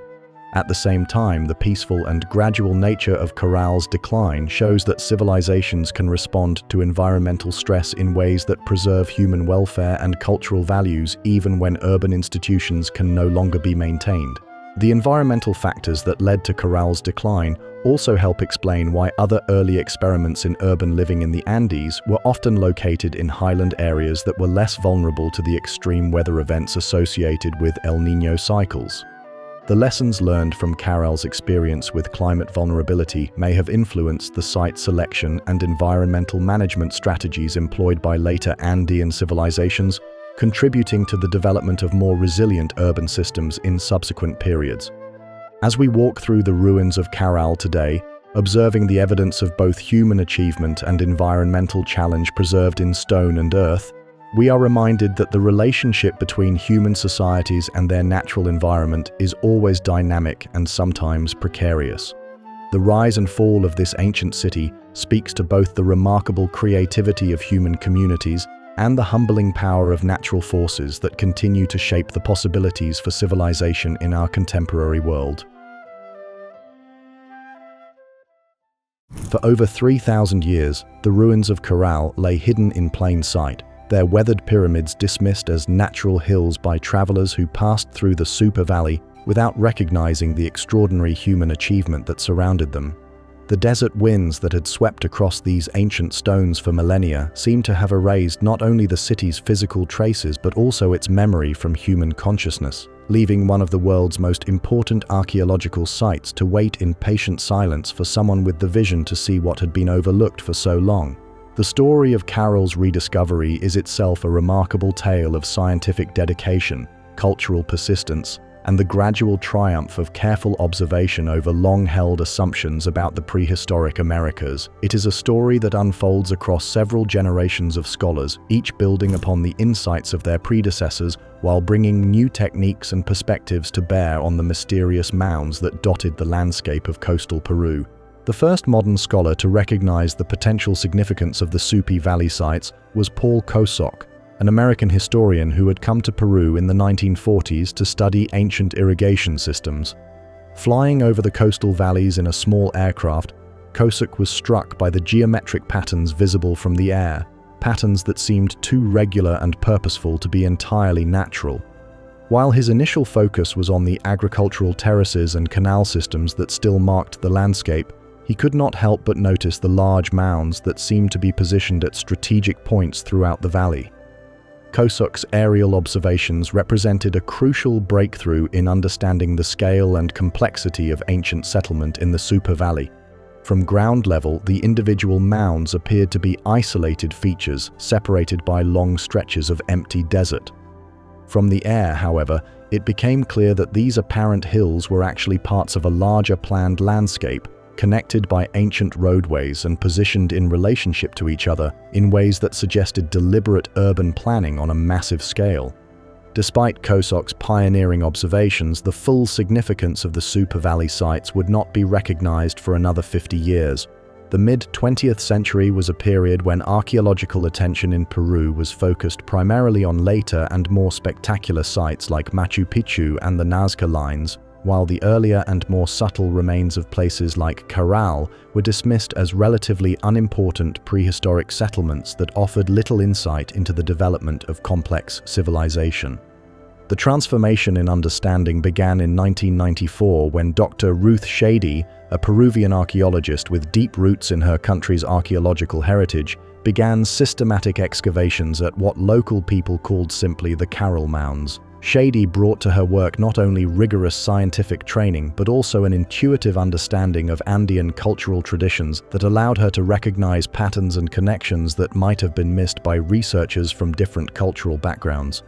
Shady's initial excavations quickly revealed that the Caral Mounds were not natural formations but carefully constructed pyramidal structures built from precisely fitted stone blocks and millions of tons of deliberately placed fill material. The discovery of intact architectural features, including plastered walls, ceremonial chambers, and complex drainage systems, left no doubt that these ruins represented one of the most sophisticated prehistoric sites ever discovered in the Americas. The meticulous documentation process that accompanied Shady's excavations set new standards for archaeological practice in Peru and throughout Latin America. Every artifact was carefully recorded, not only for its physical characteristics, but also for its precise location within the site, allowing researchers to reconstruct patterns of ancient activity with unprecedented detail. This careful documentation would prove crucial when the time came to present Caral's significance to the international archaeological community. The initial reaction to Shady's findings from the international archaeological establishment was one of polite skepticism. The very idea that a site of such antiquity and sophistication could have existed in the Americas challenged fundamental assumptions about the development of civilization that had guided archaeological thinking for decades. Many scholars found it difficult to believe that the Americas could have been home to urban civilization as early as the 3rd millennium before the Common Era. The breakthrough that transformed skepticism into acceptance came with the radiocarbon dating results that placed Caral's occupation securely in the late Archaic period, making it contemporary with the earliest urban developments in Mesopotamia and Egypt. These scientific dates could not be dismissed or explained away, forcing even the most conservative archaeologists to acknowledge that their understanding of New World prehistory needed fundamental revision. The publication of Shady's findings in major international journals during the early 2000s created a sensation in the archaeological world that extended far beyond academic circles. Popular science magazines and newspapers around the globe carried stories about the discovery of America's oldest city, while television documentaries brought images of Caral's pyramids and plazas to audiences who had never heard of this remote valley in Peru. The growing recognition of Caral's significance culminated in 2009 when the United Nations Educational, Scientific and Cultural Organization designated the site as a World Heritage Location, acknowledging its outstanding universal value to all humanity. This designation not only provided international protection for the ruins, but also recognized Caral as one of the most important archaeological sites in the world, worthy of preservation for future generations. The UNESCO designation process required extensive documentation of Caral's significance not only as an archaeological site, but also as a cultural landscape that preserved evidence of humanity's earliest experiments in urban living. The nomination documents prepared for this process represented the most comprehensive synthesis of knowledge about Caral available at the time, bringing together evidence from archaeology, environmental science, and cultural anthropology to present a complete picture of this ancient civilization. The international recognition that came with World Heritage status brought both opportunities and challenges for the continued study and preservation of Caral. Increased funding for research allowed for more extensive excavations and the application of new scientific techniques that revealed previously unknown aspects of the site's history and significance. At the same time, growing tourist interest in visiting the site created pressure to develop infrastructure and visitor facilities that could accommodate international travelers while protecting the fragile archaeological remains. The ongoing excavations at Caral continue to yield new discoveries that refine and expand our understanding of this ancient civilization. Recent work has revealed additional pyramidal structures, expanded residential areas, and evidence for even more sophisticated agricultural and water management systems than previously suspected. Each new discovery adds another piece to the puzzle of how this remarkable civilization functioned and what lessons it might offer for contemporary society. The application of new scientific techniques to materials from Caral has opened up entirely new avenues of research that were not available to earlier generations of archaeologists. DNA analysis of plant and animal remains is revealing details about ancient diet and agricultural practices, while sophisticated chemical analysis of artifacts is providing insights into trade relationships and manufacturing techniques. Ground-penetrating radar and other remote sensing technologies are allowing researchers to map buried features without the time and expense of extensive excavation. The interdisciplinary approach that characterizes contemporary research at Caral brings together specialists from fields as diverse as astronomy, climatology, soil science, and computer modeling to create the most complete picture possible of how this ancient city functioned within its environmental and cultural context. This collaborative approach reflects a growing recognition that understanding complex archaeological sites requires expertise from many different disciplines working together toward common goals. The digital documentation of Caral using three-dimensional scanning and photogrammetric techniques is creating permanent records of the site that will preserve its current condition for future study even as ongoing exposure to weather and human activity gradually changes the physical remains. These digital archives also make it possible for researchers and students around the world to study Caral in detail without traveling to Peru, democratizing access to this important cultural heritage. The establishment of Caral as a research and educational center has created opportunities for training a new generation of Peruvian archaeologists and heritage specialists who bring both international scientific training and deep cultural connections to their work. This capacity building ensures that future research at Caral will continue to benefit from the insights that come from combining rigorous scientific methods with intimate knowledge of Andean cultural traditions. The broader impact of Caral's rediscovery extends far beyond archaeology into fields such as urban planning, sustainable development, and environmental management. The peaceful and sustainable character of Caral civilization offers alternative models for addressing contemporary challenges that have inspired researchers and policymakers around the world to reconsider their assumptions about the relationship between human society and the natural environment. The educational programs that have developed around Caral are bringing knowledge of this ancient civilization to school children throughout Peru and beyond, helping to create a new generation that understands the remarkable achievements of their ancestors and the importance of preserving cultural heritage for the future. These educational initiatives also help to build local support for the continued protection and study of the site. The story of Caral's rediscovery reminds us that our understanding of the human past is constantly evolving as new discoveries challenge old assumptions and new techniques reveal previously hidden aspects of ancient life. The patient work of archaeologists like Ruth Shady demonstrates that the most important discoveries often require not just technical skill, but also the vision to see significance in what others have overlooked and the persistence to pursue research questions even when they challenge conventional wisdom. As we stand among the ruins of Caral today, we are witnesses not only to the achievements of an ancient civilization, but also to the ongoing process of scientific discovery that continues to reveal new aspects of our shared human heritage. The story of this site's rediscovery offers hope that many more such revelations await us in the future, hidden beneath the earth or overlooked in plain sight, waiting for someone with the insight and dedication to bring them back into the light of human knowledge. The long period of obscurity that preceded Caral's recognition reflects broader patterns in how archaeological knowledge develops and changes over time. For centuries, the European colonial perspective that dominated scholarly understanding of the Americas assumed that complex civilization was a relatively recent import from the Old World, brought by conquistadors and missionaries who encountered only simple indigenous societies unprepared for the challenges of urban life. This perspective made it difficult for researchers to recognize or properly interpret evidence of sophisticated prehistoric achievements. The gradual shift away from these colonial assumptions required not only new archaeological discoveries but also fundamental changes in how scholars approached the study of human cultural development.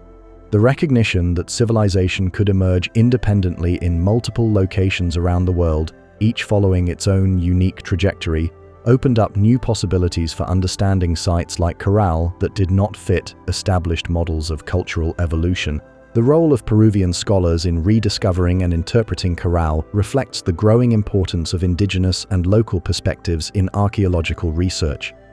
Ruth Shady's work exemplifies a new generation of Latin American archaeologists who bring both rigorous scientific training and deep cultural connections to their research, allowing them to recognize patterns and significance that might be missed by researchers from different cultural backgrounds. The challenges faced by early researchers at Caral extended beyond academic skepticism to include practical difficulties of working in remote locations with limited infrastructure and funding.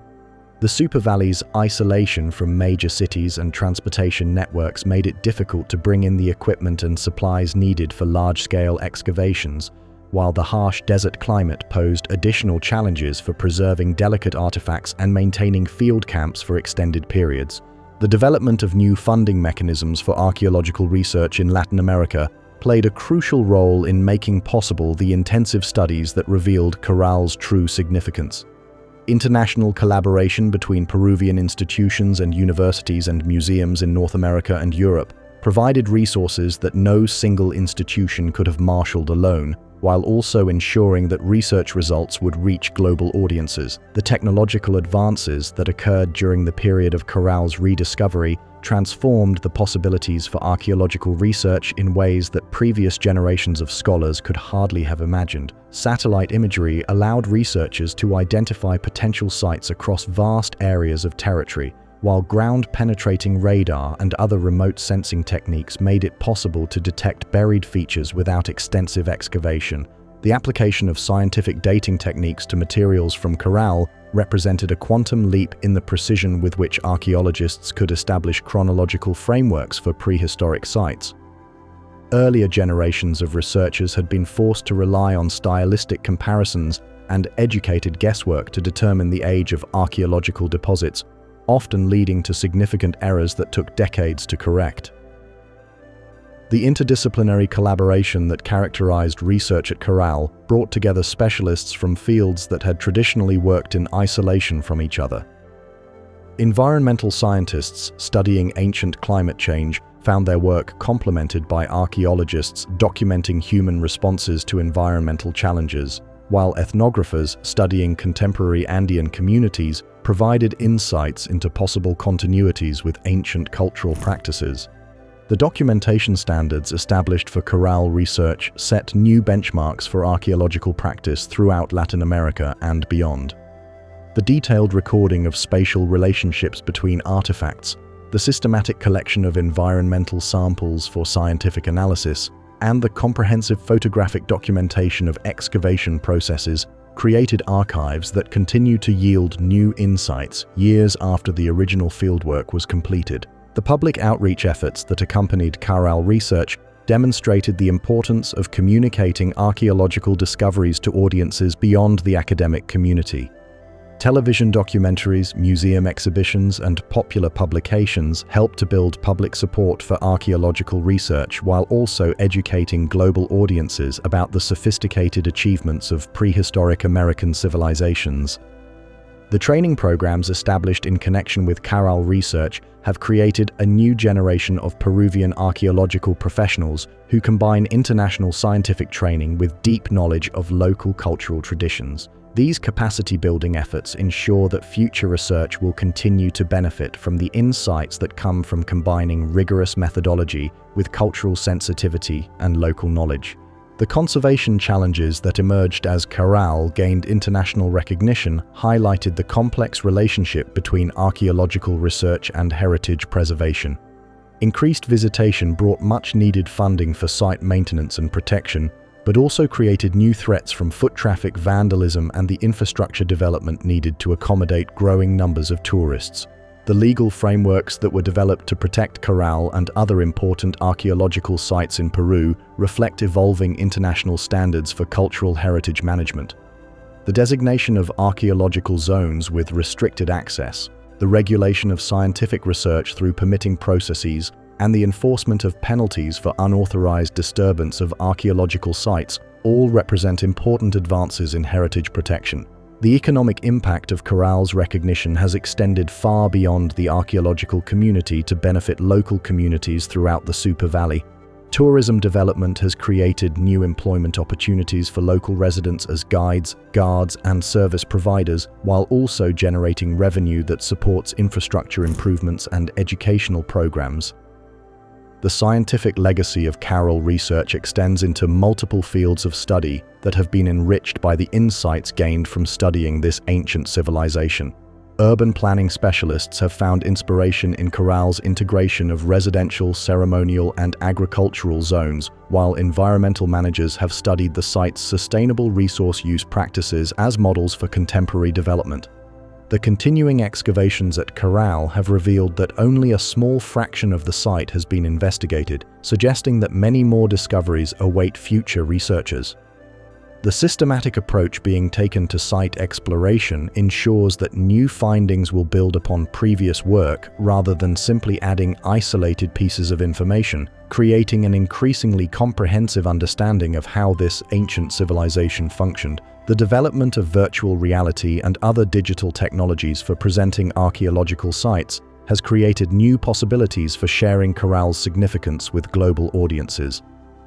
Virtual reconstructions allow visitors to experience the site as it might have appeared during its period of occupation, while online databases make research results accessible to scholars and students around the world. The collaborative research model that has evolved around Caral demonstrates how international cooperation can advance archaeological knowledge while respecting national sovereignty over cultural heritage. The partnerships between Peruvian institutions and international collaborators have created frameworks that ensure research benefits are shared equitably while maintaining Peruvian control over how their cultural heritage is studied and presented. The educational initiatives that have grown out of Caral research are helping to transform how Peruvian school children learn about their country's prehistoric heritage. Curriculum materials based on archaeological discoveries help students understand that their ancestors were among the world's earliest urban dwellers, contributing to a sense of cultural pride and historical continuity. The preservation techniques being developed for Caral artifacts and architecture are advancing the field of archaeological conservation in important ways. The challenges posed by preserving organic materials in desert environments, stabilizing ancient earthwork constructions, and protecting sites from both natural weathering and human impact are spurring innovations that benefit heritage preservation efforts worldwide. The research publications that have emerged from Caral studies represent some of the most important contributions to archaeological literature in recent decades. These scholarly works have not only documented the discoveries made at the site, but have also contributed to broader theoretical discussions about the nature of early urban civilization and the factors that promote or hinder cultural development.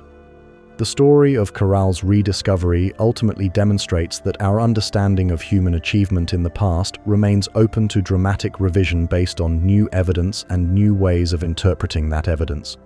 The willingness of scholars to question established assumptions and pursue research questions that challenge conventional wisdom continues to reveal aspects of our shared heritage that enrich our understanding of human potential and creativity.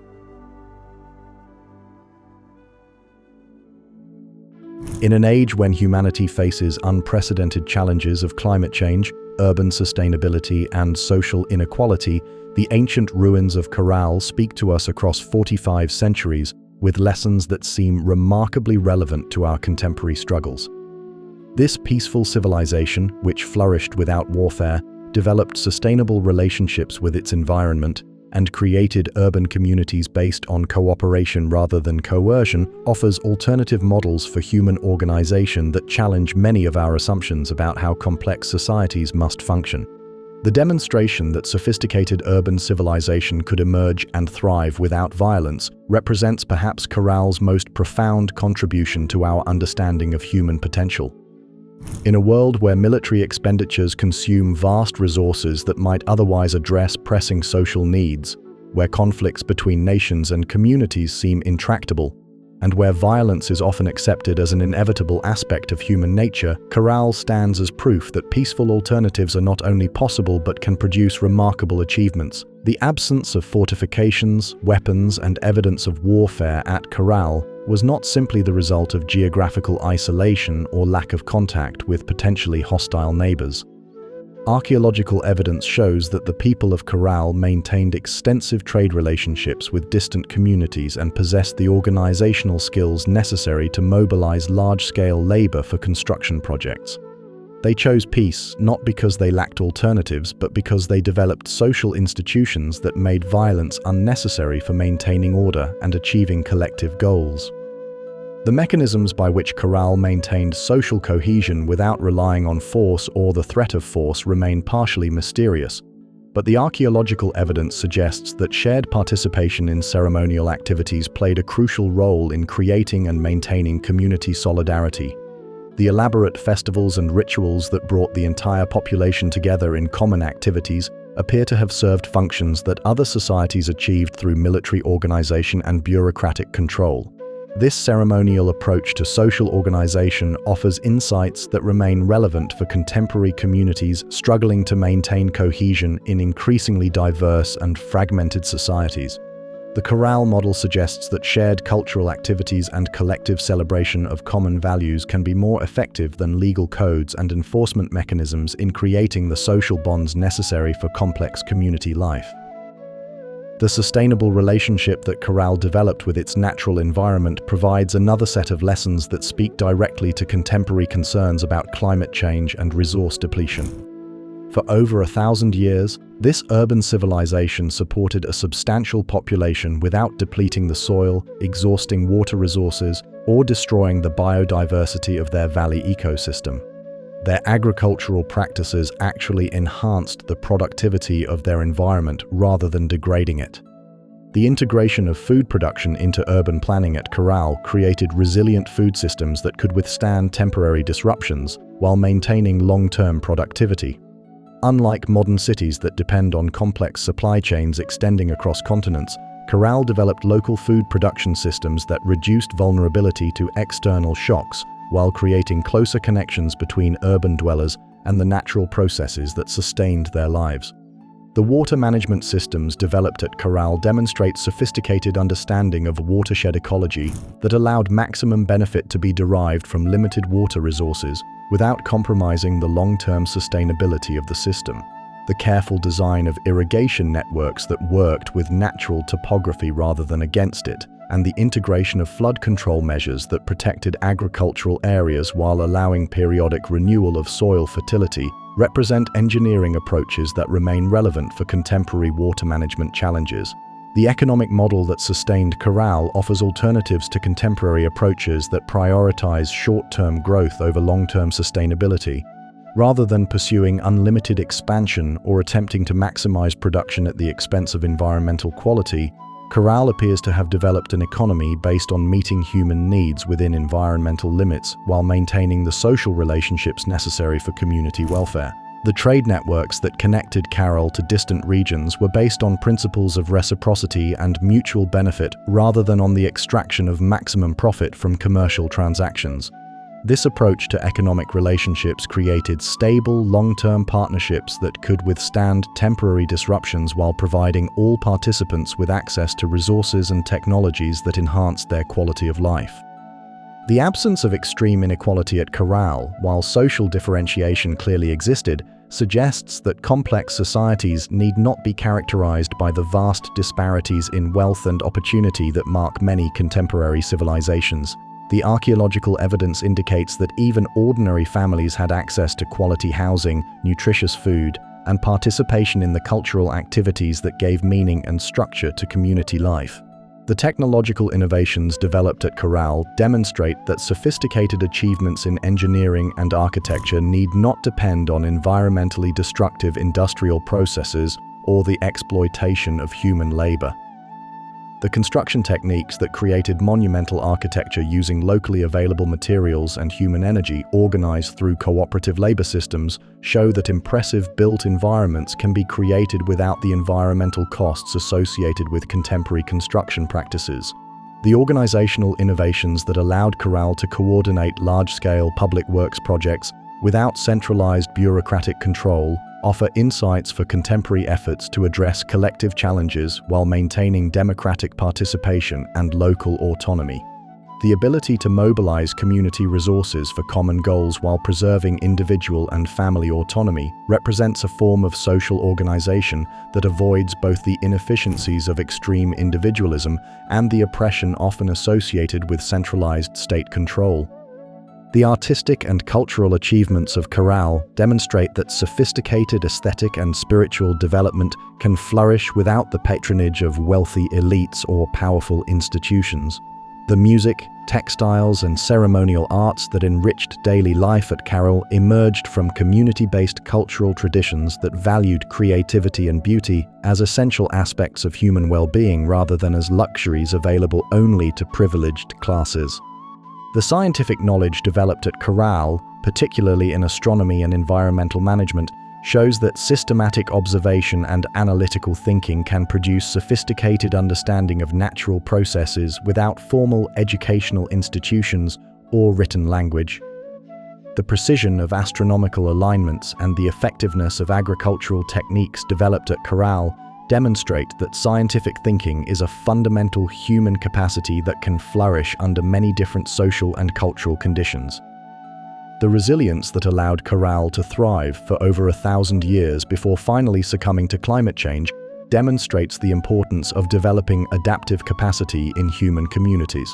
While Caral ultimately could not survive the extreme environmental challenges of the 18th century before the Common Era, the long period of successful adaptation that preceded its final decline shows that human societies can develop remarkable resilience when they maintain close connections to their environment and flexible social institutions.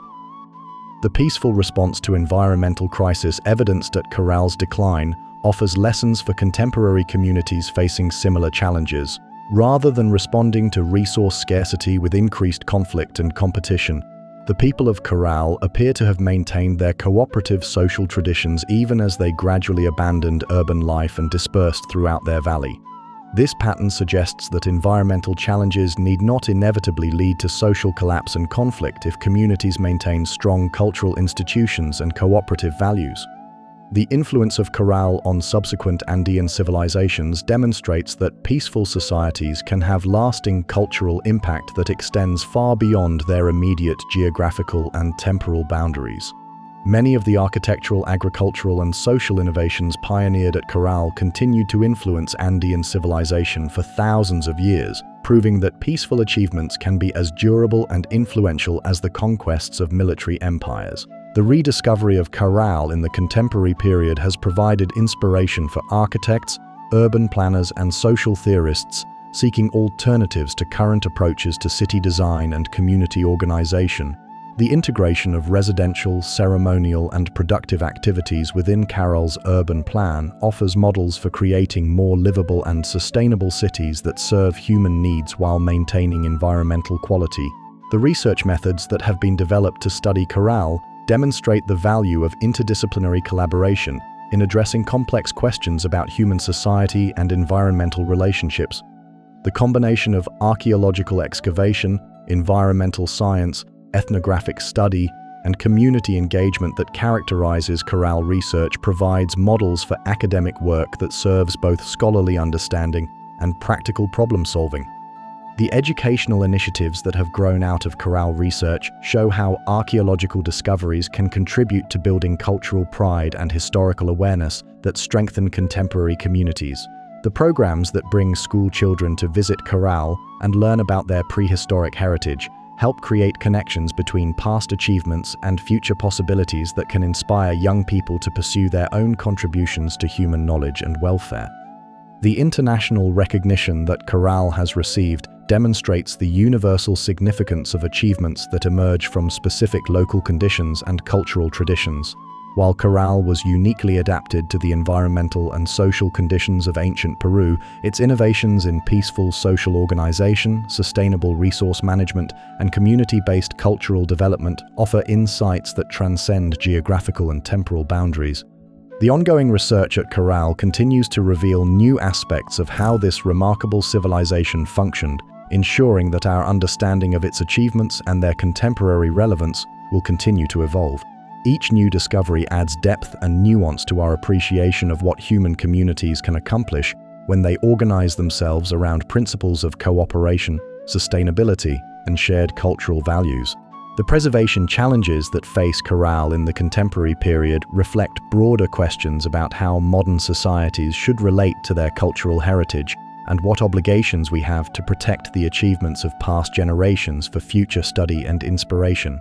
The efforts to balance research needs, tourist access, and long-term preservation at Caral provide models for heritage management that other sites around the world can adapt to their own circumstances. The story of Caral ultimately challenges us to expand our imagination about what human societies can become by demonstrating that some of our most cherished ideals about peaceful cooperation, environmental sustainability, and social justice are not merely utopian dreams, but practical possibilities that have been achieved by real human communities under real-world conditions. In an age when cynicism about human nature and pessimism about social possibilities seem widespread, Caral offers evidence that human creativity and cooperation can produce remarkable achievements that enrich life for all members of a community while maintaining harmony with the natural world that sustains all life. As the golden light of sunset spreads across the ancient terraces of Caral, painting the weathered pyramids in shades of amber and rose, there is a profound stillness that seems to hold within it the accumulated wisdom of 45 centuries. The desert winds that sweep through these timeless plazas carry more than grains of sand. they bear the whispers of a civilization that dared to dream of cities built on cooperation rather than conquest, of monuments raised to celebrate life rather than commemorate death, of communities bound together by shared ceremony rather than divided by walls of stone and suspicion. Here, in this sacred valley where the Andes begin their gentle descent toward the Pacific, we have journeyed through the story of humanity's earliest urban experiment, a tale that challenges everything we thought we knew about the nature of civilization itself. In the carefully planned streets of Caral, in its soaring pyramids aligned to catch the light of solstices and stars, in its amphitheaters designed for community gathering rather than elite display, we have discovered evidence of a path not taken, a road toward complex society that diverged dramatically from the routes followed by other early civilizations. The bone flutes that once filled these spaces with haunting melodies still seem to echo in the evening air, their music a language that spoke directly to the human heart, without need for written words or imperial decrees. In the patient craftsmanship that shaped condor bones into instruments of transcendence, in the reverent selection of llama bones to create deeper harmonies, we glimpse a people who understood that beauty and meaning are not luxuries to be enjoyed by the few, but necessities that nourish the souls of entire communities. The irrigation channels that wind through this landscape like ancient veins speak of a civilization that learned to work with nature rather than against it, that developed technologies of abundance rather than instruments of domination.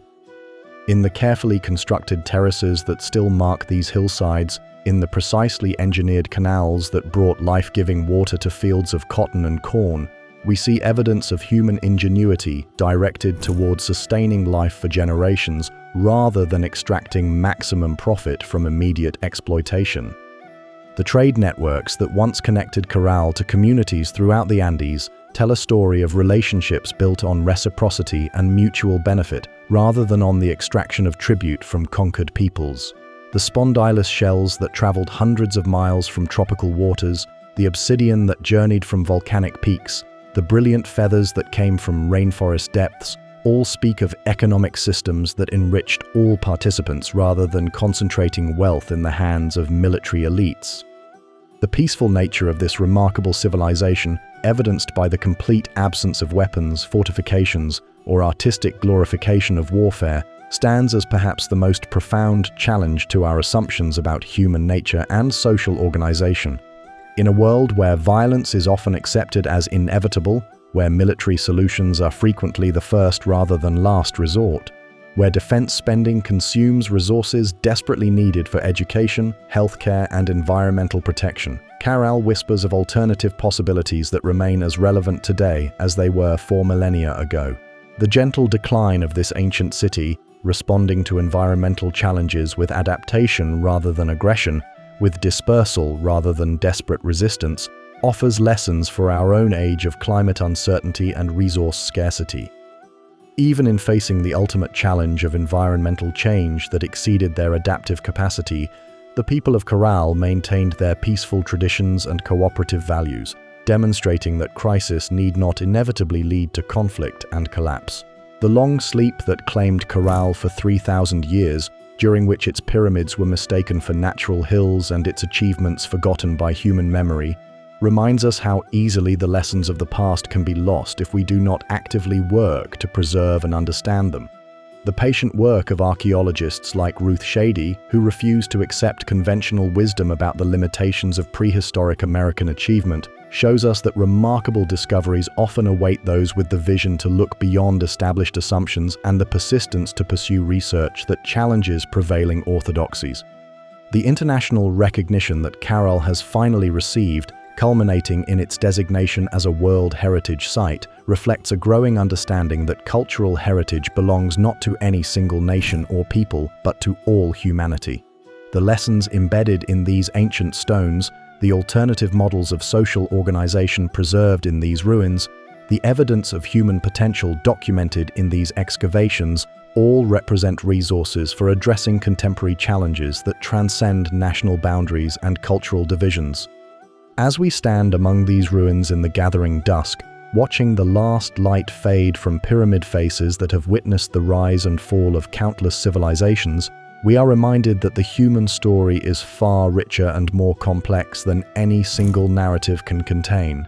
Caral teaches us that civilization did not begin in one place with one people and then spread to enlighten the rest of humanity, but emerged independently in many locations as human communities developed their own unique solutions to the challenges of living together in complex societies.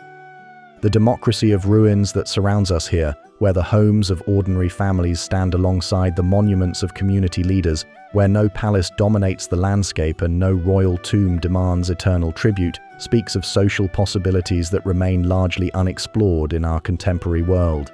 In the evidence of lives lived with dignity and purpose within communities that valued cooperation over competition, sustainability over exploitation, and beauty over mere utility, we find inspiration for imagining different ways of organizing human society.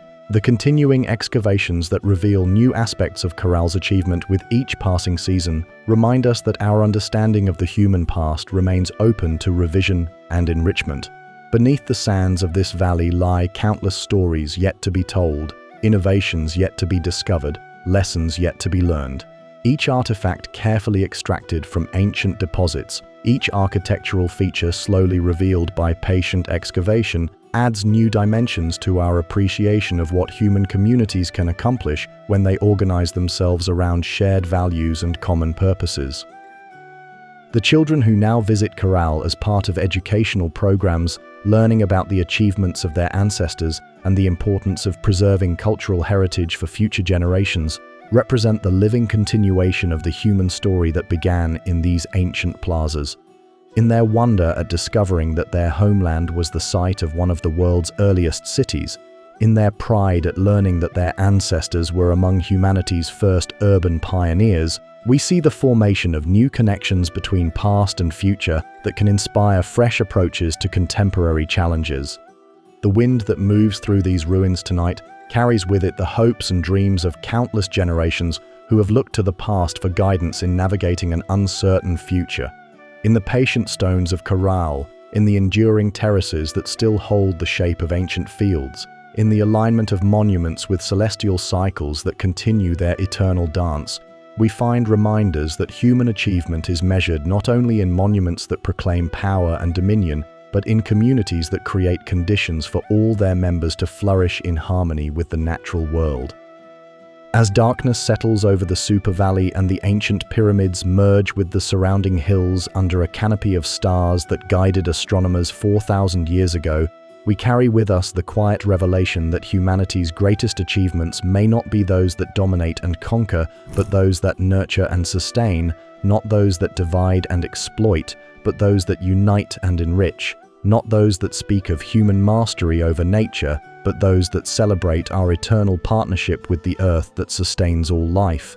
In this place where civilization first learned to speak the language of peace, where communities first discovered that cities could be instruments of cooperation rather than engines of conflict, where humanity first proved that complex societies could thrive without warfare or environmental destruction, we find echoes of possibilities that remain as relevant today as they were when the first stones were laid in these timeless foundations. Caral stands not as a relic of a distant past, but as a beacon illuminating paths toward futures we have barely begun to imagine.